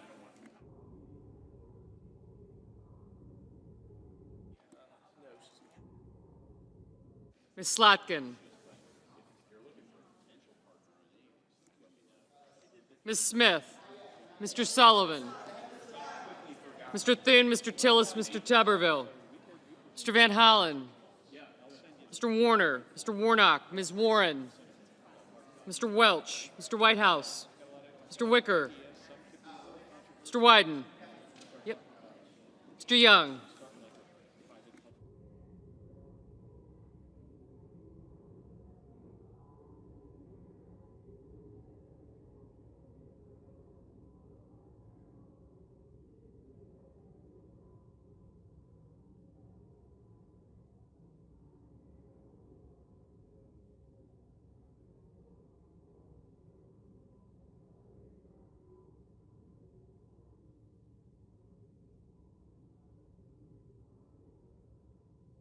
Senators voting in the affirmative: Barrasso, Bozeman, Capito, Cassidy, Collins, Cornyn, Cotton, Crapo, Cruz, Curtis, Graham, Grassley, Hawley, Husted, Hyde-Smith, Lankford, Lee, Lummis, McConnell, Moran, Mullen, Paul, Ricketts, Rounds, Schmidt, Scott of Florida, Scott of South Carolina, Sheehy, Thune, Tillis, Wicker, and Young. Mrs. Fisher, aye. I have you.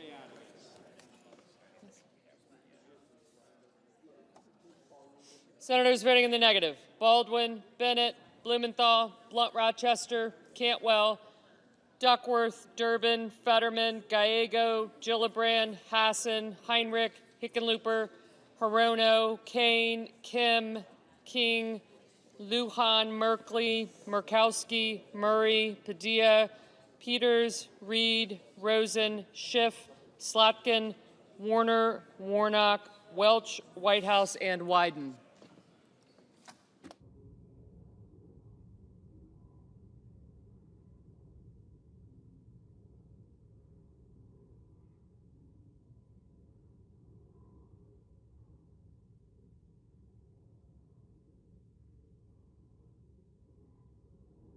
Mr. Booker, no.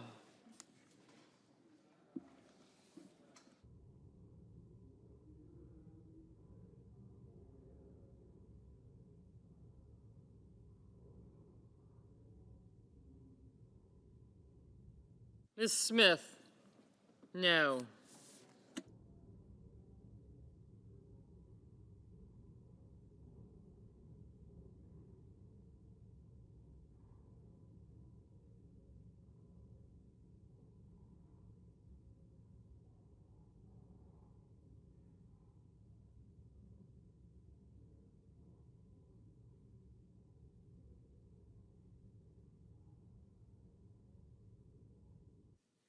Ms. Warren? No.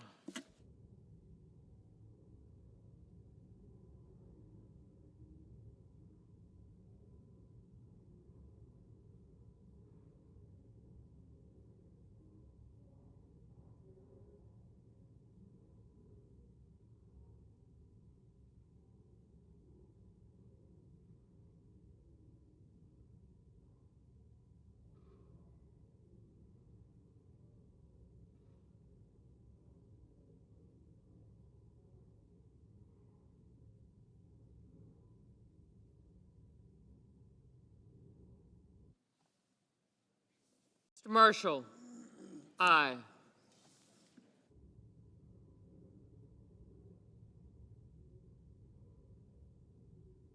Mr. Hoven? Aye.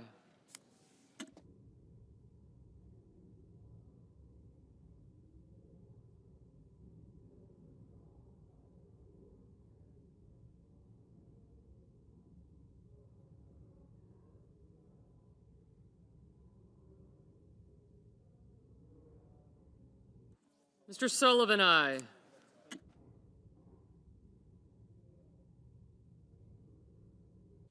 Mr. Ossoff? No.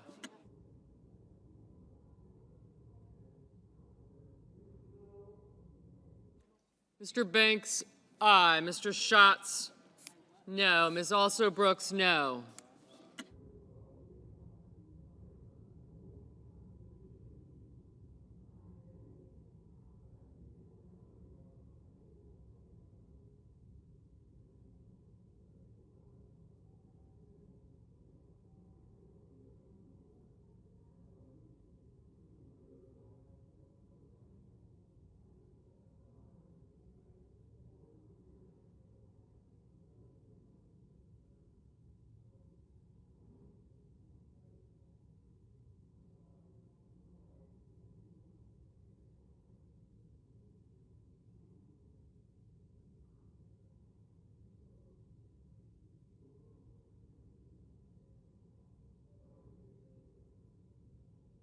Mrs. Shaheen? No.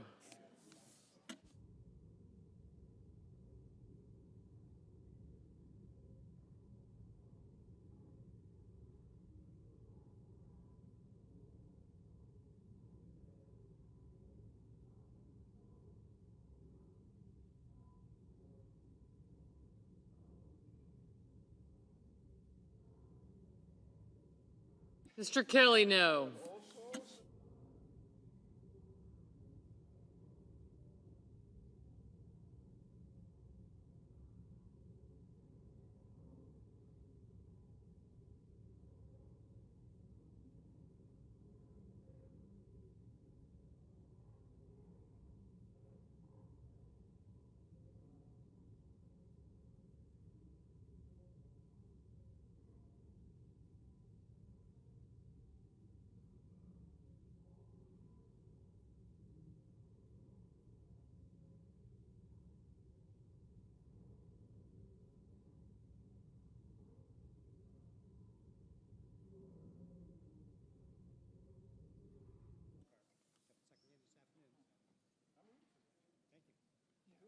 Mr. Daines? Aye.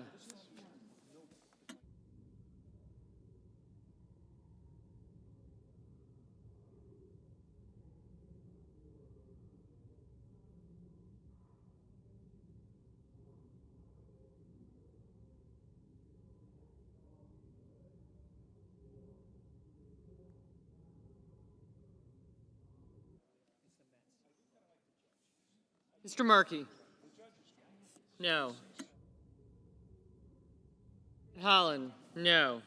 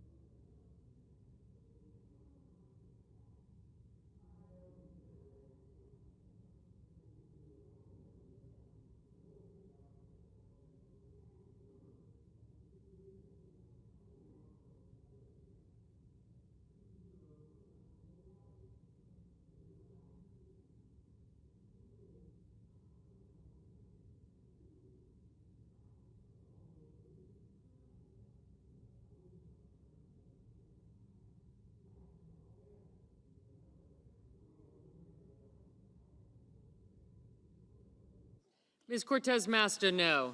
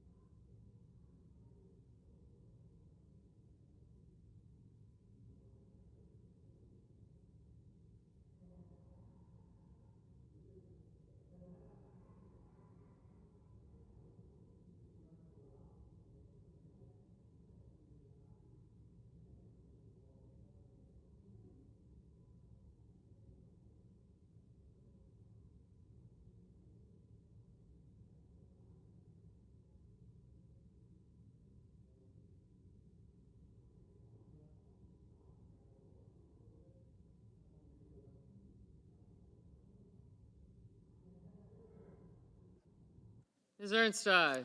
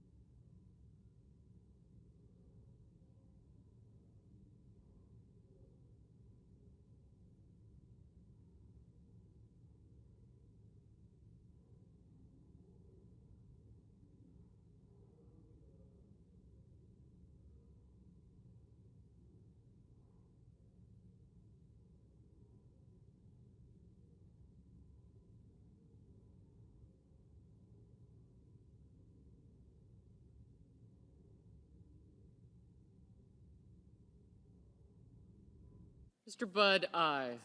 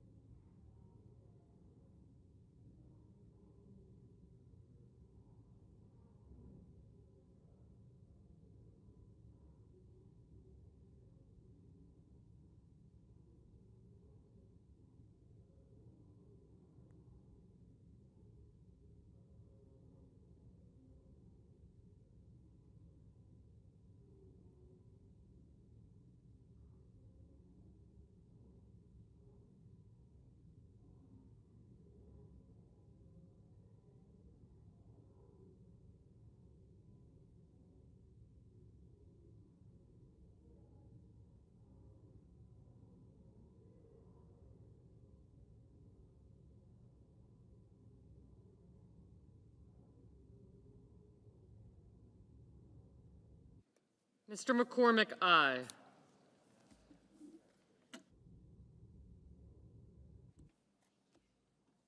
Ms. Klobuchar, no. Mr. Marino, aye.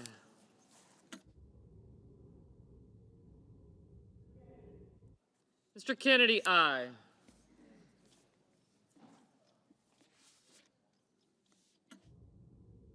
Mrs. Moody, aye.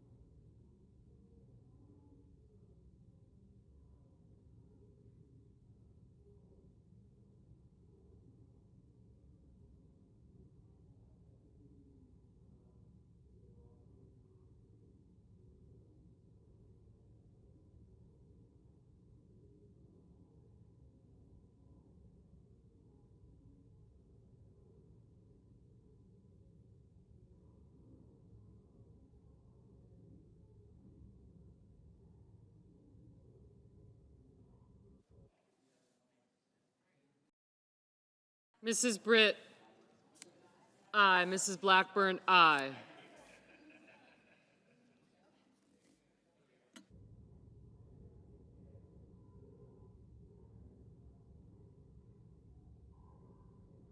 Mr. Johnson, aye.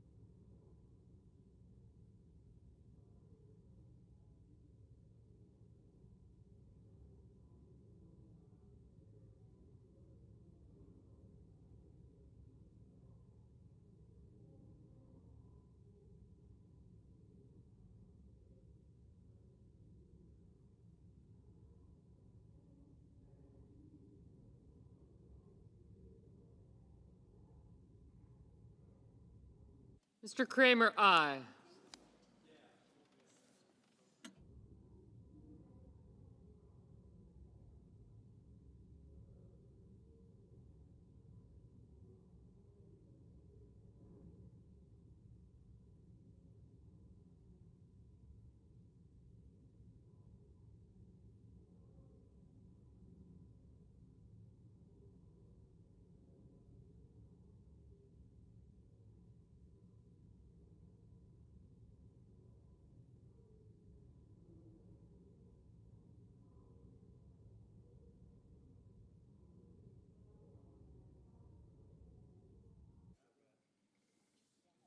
Mr. Schumer, no.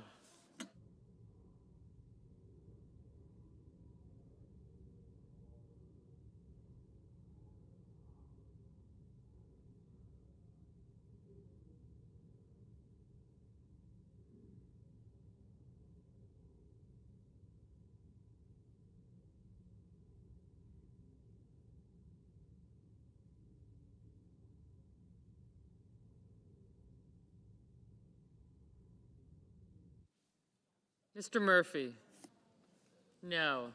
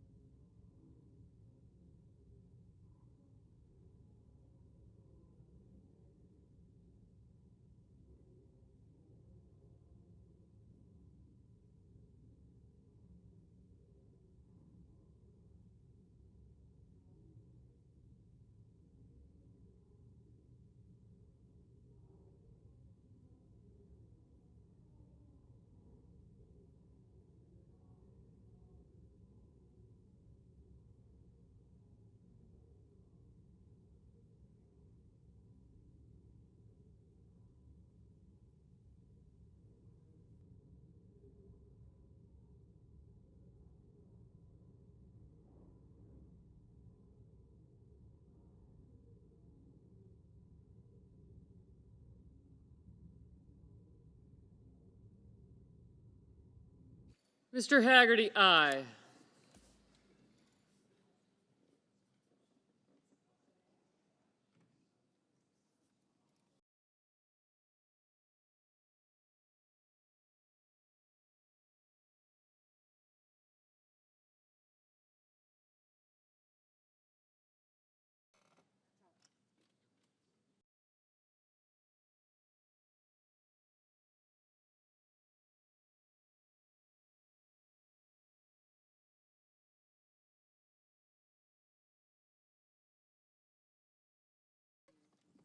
Mr. Coons, no.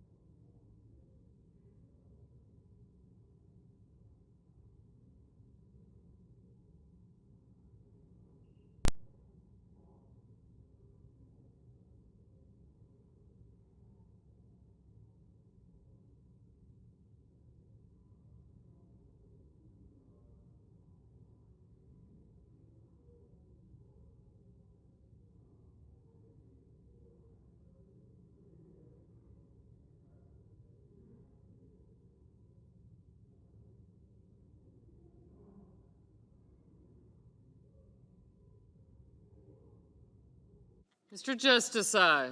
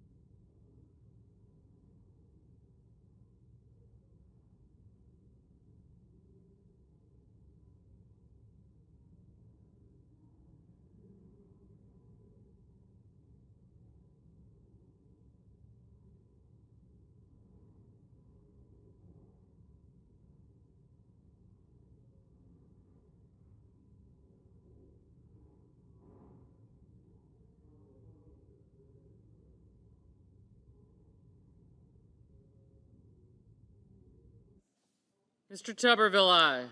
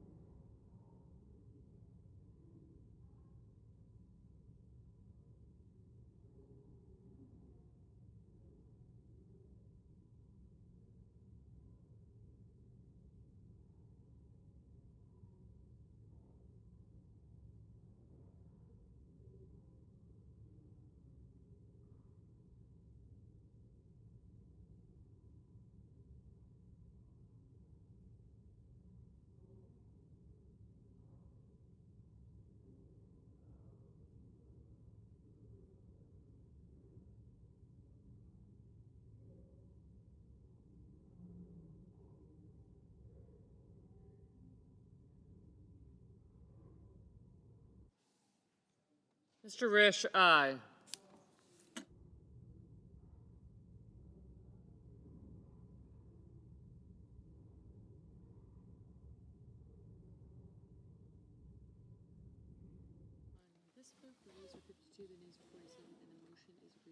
On this vote, the yeas are 52, the nays are 47, and the motion is agreed to. Cloture having been invoked, the Senate will proceed to executive session to consider the following nomination, which the clerk will report. Cloture, Nomination, Department of Defense, Hung Kao of Virginia to be Undersecretary of the Navy.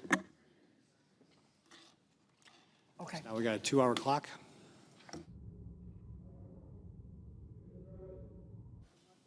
Senator from North Carolina. President, on Saturday, I was in Western North Carolina for the day because that marked the 1-year anniversary of the landfall of Helene, and in a place that a hurricane's never really been before, about 200 miles inland, and the Smoky Mountain range. In North Carolina alone, Mr. President, it had an impact land-wise equivalent to the state of Massachusetts. About a dozen river basins were at historic 100-year flood levels, and the damage was tremendous. The loss of life, 108 people in North Carolina alone, more than 250 people by the storm. $59.6 billion in damages. It's actually the most expensive storm in North Carolina's history, breaking the previous record of $30 billion by Hurricane Florence back in 2018. 74,000 homes damaged or destroyed. 5,000 miles of roads damaged or destroyed, including major portions of I-40, which are still only one lane in each direction for about a 20-mile stretch between North Carolina and Tennessee. I-26 was damaged. Blue Ridge Parkway's just opened up. 848 bridges damaged and destroyed, 20,000 farms and 800,000 acres of timber damaged. 163 water systems damaged, with Asheville not having drinkable water for almost 2 months after the storm. Mr. President, when I was in Western North Carolina, I heard someone say that one community that I was in was back on its feet. But for every community that's back on its feet, there's still several communities that are on its knees or flat on its back. In fact, there are some communities that we wonder whether or not they ever will come back. And the reason I talk about it, in addition to being the 1-year anniversary, Mr. President, we've got real problems in the FEMA Disaster Relief Fund and resources available. The President rightfully acknowledged that there was a release of money about a month ago, but all of that is money that's already, those are reimbursements. Those are costs that have already been incurred. We haven't even gotten to a point to where we're trying to become more resilient or to prepare for the next storm. We're still, when I was riding from Old Fort to Chimney Rock, I was going down a stretch of highway, or not a stretch of highway, a stretch of state road. There are still cars in the creek beds. There are roads that are in the creek bed because they're trying to figure out where they're ultimately going to put it back on a hillside, when they can get stabilization there and actually have the funding to build the roads. I know a lot of people have moved on, Mr. President, but in Western North Carolina, we haven't moved on. We're suffering as much today as we were the day or 3 or 4 days after the storm last year. According to the latest FEMA Disaster Relief Fund monthly report, the major disasters account balance right now is at $1.4 billion. That is dangerously low. Ladies and gentlemen, we're in a shutdown posture right now. We have storms in the Atlantic and more storms forming off the coast of Africa, and we are not prepared for another major disaster should it hit this weekend. Nor do we have the money that we need to help communities across this country, especially in Western North Carolina, recover from Helene. The House passed continuing resolution that we tried to vote on this week had $22.5 billion for the FEMA Disaster Relief Fund. But that money's not here today because we're in a shutdown posture. We're not funding any area of government, but we're especially hurting the Disaster Relief Fund and FEMA. And the only thing standing in our way is a simple vote to continue funding at levels that my Democratic colleagues have agreed to before. Ladies and gentlemen, we don't have a CR that the President or that the Majority Leader has decorated with ornaments. We call it like decorate some of these spending bills like a Christmas tree. This is a simple continuing resolution to spend at the level we were spending yesterday. There's nothing more to it. There's money in here to help with disaster relief, but there's nothing more. This shutdown is hurting people in North Carolina. This shutdown will hurt more people. When I lost the season last year in the tourist season to the Blue Ridge Parkway and the Great Smoky Mountain Parks, that was a hurricane. That was an inland hurricane, a disaster. This year, it's the disastrous vote of the Democrats not allowing us to continue to fund at the levels that we did yesterday. We're not asking for anything more than that. We're asking for time to negotiate the premium tax credits, the ACA credits that I'm on record as saying we do need to find a good place for that. It's not about canceling them. But folks, we can't even get to that if we can't agree to something as basic as can we spend today what we did yesterday? And I know that there are several members on the other side of the aisle that would like to move with a clean CR and get to that negotiation. And I'm just speaking on behalf of people in North Carolina, particularly Western North Carolina, that are struggling mightily.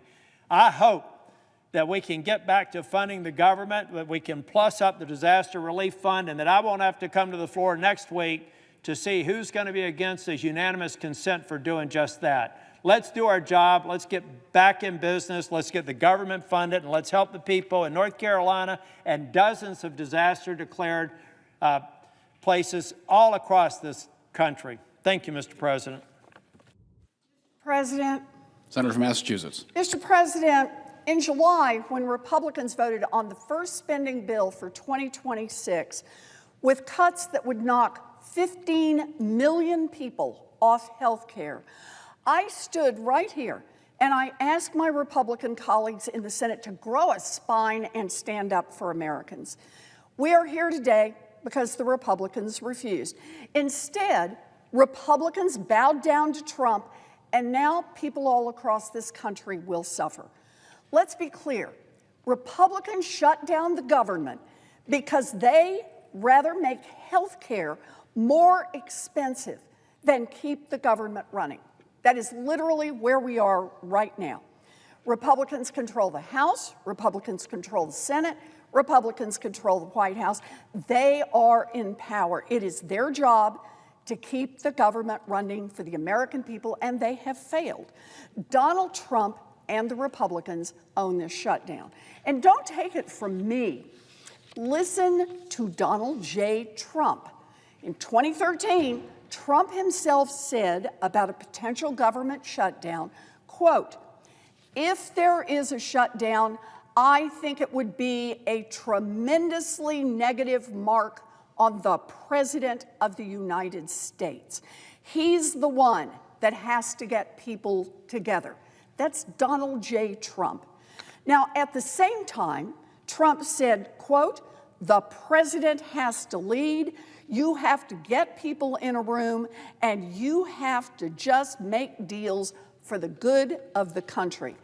Donald Trump today should listen to Donald Trump from yesterday.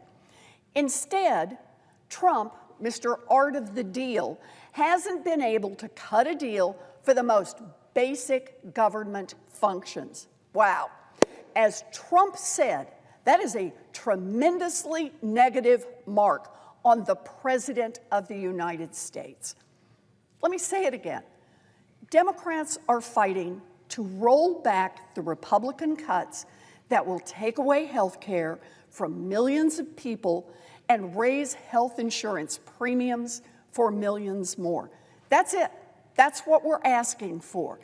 We have been asking for months to negotiate over this, and the Republicans have said no. What are they doing right now? Are they making counteroffers? Are they saying we could go this far but not this far? Nope. They are simply saying no. So now, when a family is forced to the brink of bankruptcy from one bad medical diagnosis, Trump and the Republicans own it. Republicans insist that those health care cuts go through. When community hospitals have to shut down, Trump and Republicans own it. When kids with cancer can't get treatment because potentially life-saving research grants come to a screeching halt, Trump and Republicans own it. When insurance premiums skyrocket, Trump and Republicans own it. Healthcare in America was already broken, but Trump and Republicans are making it much, much worse.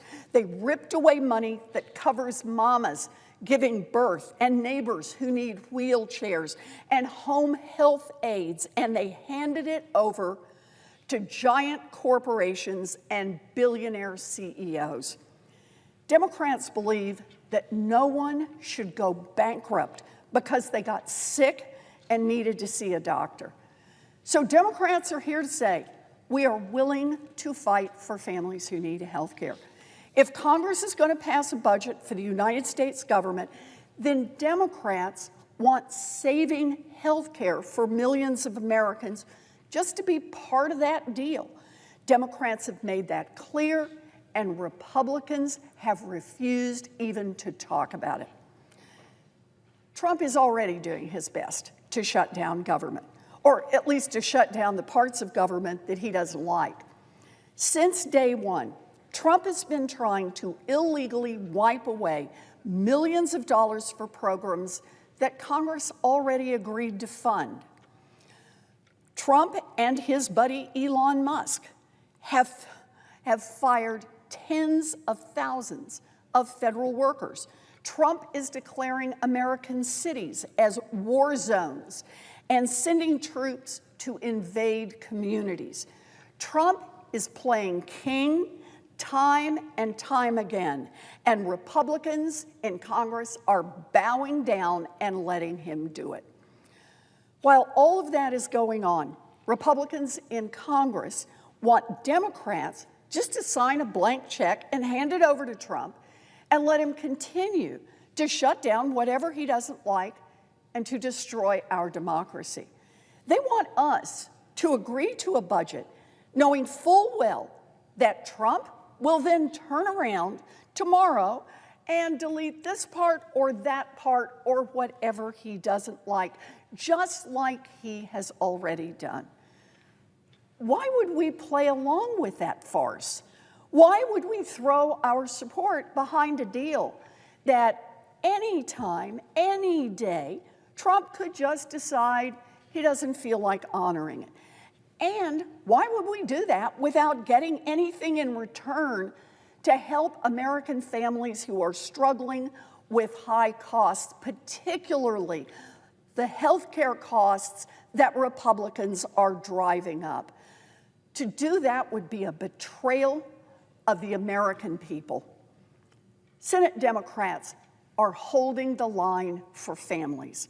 Senate Republicans decided they'd rather take orders from a wannabe king and shut down the entire government instead of helping out families who are getting squeezed on health care costs. It really is that simple. Make no mistake, this Trump shutdown will hurt people.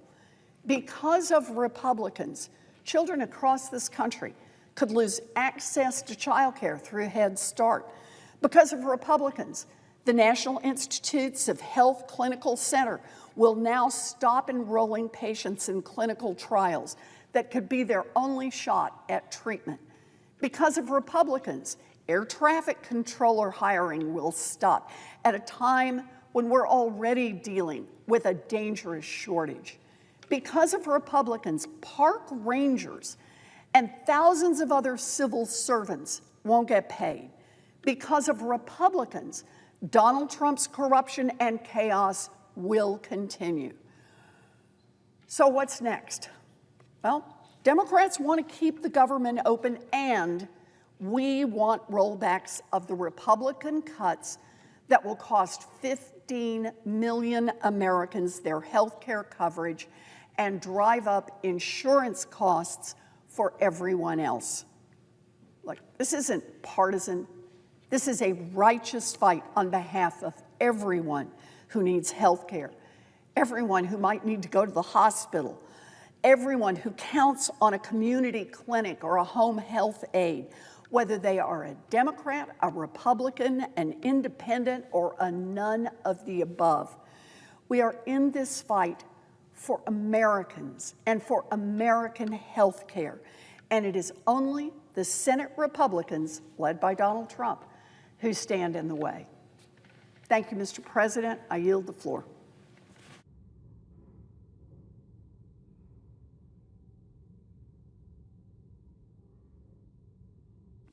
Mr. President. Senator of West Virginia. Mr. President, as I was sitting and listening, I feel like I'm living in an alternative universe here sometimes, and I'm sure the American people feel this way.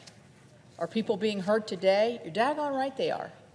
They're being hurt because Senator Schumer and his following will not quite simply reopen the government so we can begin negotiations on some of the issues that are a part of this disagreement. So I'm a senior member of the Appropriations Committee, and one of my most important responsibility is to make sure that the government stays open and working for the people that we represent.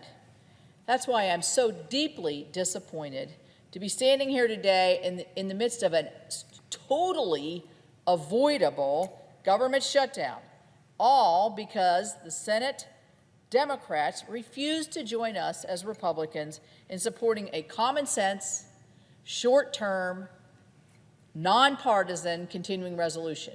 And we've seen Leader Thune pick it up in his hands. Very simple. Let's just keep the government open until November the 21st, discuss these issues, finish the appropriations process, and move on. But let me be clear what that short-term continuing resolution was designed to do. It is not a gimmick. It is not a gimmick. It's the same legislation that the Senate Democrat leader brought before this body 13 times and had it passed. It's not a partisan maneuver. It's a straightforward measure to keep critical services in operation while giving Congress the time that we need to finish our work on appropriations through regular order the way that we used to do it. And some of our Democrat colleagues have agreed with us in the last several votes. So bottom line, we don't have to be where we are, and we really shouldn't be here because this position is untenable. We have a path forward. It's so easy. It's so easy. When people are watching this, they're hearing us try to, blame one person or the other. The easy thing is turn around and vote to reopen the government, and we can begin to have our conversations. We have a path forward. It requires the Democrats to come to their senses, quite frankly, and vote for this reasonable measure. The Senate has already passed 3 appropriations bills, which is 3 more than we passed under their leadership last year. And we have 5 more that have received heavy bipartisan support in committee and are ready for a full Senate vote. That would be CJS, Defense, Interior, Labor H, which I chair, and THUD, which is the Transportation, Housing, and Urban Development Bill. That's progress. That's responsibility. That's what we're here for. That's us doing our job. But in order to complete the process, we need time. And the continuing resolution is that bridge of time to keep the government open while we finish our work. So unfortunately, the Democrats have chosen a different path. They have chosen to shut down the government. That's where we are today. The government is shut down. They made a political calculation, all based on politics, appeasing their far-left base instead of doing the right thing for the American people. And unfortunately, hardworking families all across this country who rely on critical government services are the ones who are suffering. Government shutdowns have real consequences. In West Virginia, our businesses and our federal workers face uncertainty about their pay. Families who rely on essential benefits are put in limbo. It's scary for people. Some people with children with disabilities or folks that rely on services daily are concerned about where this is going to lead. Small businesses are waiting on federal permits on loans. They're going to have to wait longer. And while so many others are told yet again, as we see, the politics of Washington is coming before the people. My state of West Virginia has the 3rd largest amount of federal employees. We're situated quite close to the District of Columbia. So all of those public servants who are bearing the brunt of this nonsense, please know how much I value your contribution every day and that I'll work tirelessly to get you back to work, to get you back to that certainty that you need. You know, the shutdown is just so avoidable and it's so unacceptable. But you know what? As Republicans, we're not giving up because we never do. And as Leader Thune has indicated, we will continue bringing forward opportunities for the Democrats to join us in reopening the government. We'll keep voting to do the right thing and give them a chance to do the same. The American people expect Congress to be responsible stewards of their tax dollars. I know that's what my constituents in my home state of West Virginia want me to do. They expect us to keep the government functioning. I can't even believe I'm having to even say this because it's just such a given. They want the government open while we debate our differences. That's what we're supposed to be doing. We're supposed to be debating, not shutting down the government. And that's what the Republican CR would have allowed us to do. So I urge my colleagues across the aisle, quit playing the political games, end the shutdown, and join us in funding the government. Let's finish our work on the appropriations process, and let's return to the regular order process that we have begun at the beginning of the summer, because it brings transparency, accountability, and bipartisanship back to the appropriations process. We have it in committee. We need to have it on this floor. It's what West Virginians deserve. That's what the American people deserve. That's what they expect. Quite frankly, that's what they expect every day. These young people on the floor are getting to hear a debate, and I'm sure it's one that they'll remember, and I'm sure they're thinking to yourself, it's a simple thing, reopen the government. Reopen the government. Why was it closed in the first place? For a political stunt that's not working. They're boxed in. Let's just say, okay, let's open, let's begin our discussions, and let's solve the problems that we have in front of us. So with that, Mr. President, I thank you, and I will yield the floor. Mr. President. Senator from Nevada. Thank you, Mr. President. I rise today to mark the 8th anniversary of the worst mass shooting in modern American history. And today, as I give this speech, far too many Americans across the country are reeling from the pain of shootings in their own communities. This country is seeing a horrifying increase in mass violence that doesn't just destroy the lives of the victims, it tears apart families. It leaves loved ones with an unfillable hole in their hearts, and it brings communities to the breaking point. I've seen it firsthand. 8 years ago today, a man gunned down 58 people at the Route 91 Harvest Music Festival in Las Vegas, Nevada. More than 800 people were wounded in that chaos, and 2 people later succumbed to their injuries. That day and those that followed were some of the toughest for all of us. Me personally, my niece was attending that festival, and I remember the overwhelming relief that I felt to learn that she was safe and okay. But I also remember spending time at the reunification center with the families of the missing festival attendees, praying with those families, crying with those families, watching them as they were hoping and praying that their loved ones would return to them. Some were lucky, but many were not. Our city, our entire state of Nevada, felt lost. But I will tell you, out of this horror came something miraculous. In the aftermath of 1 October, Nevadans came together to support each other. People came out in droves to give blood. There were lines around the block. They donated money, food, clothing, and they lent a helping hand to those who had lost so much. I will tell you, businesses, community organizations, and law enforcement did what they could to ease the burden of the families who had been impacted. And I worked across the aisle with my colleague, Republican Senator at the time, Dean Heller, to get financial relief for the victims. Our city united in the face of this tragedy, and we came out of it Vegas strong. I am forever touched by those incredible efforts to shine a light in the darkness. But even all that good cannot erase the scars left behind by this massacre.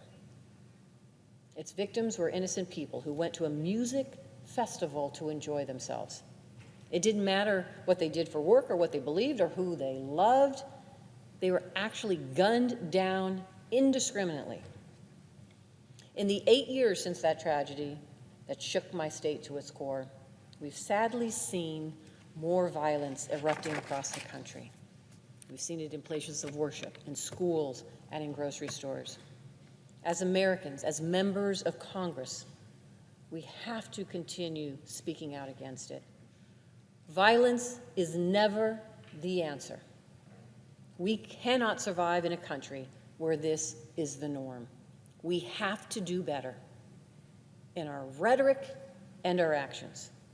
For me, that means coming together to work on common sense solutions like finally banning bump stocks, passing comprehensive background checks to make sure that criminals can't exploit loopholes to buy deadly weapons, and delivering more support for, yes, mental health in this country.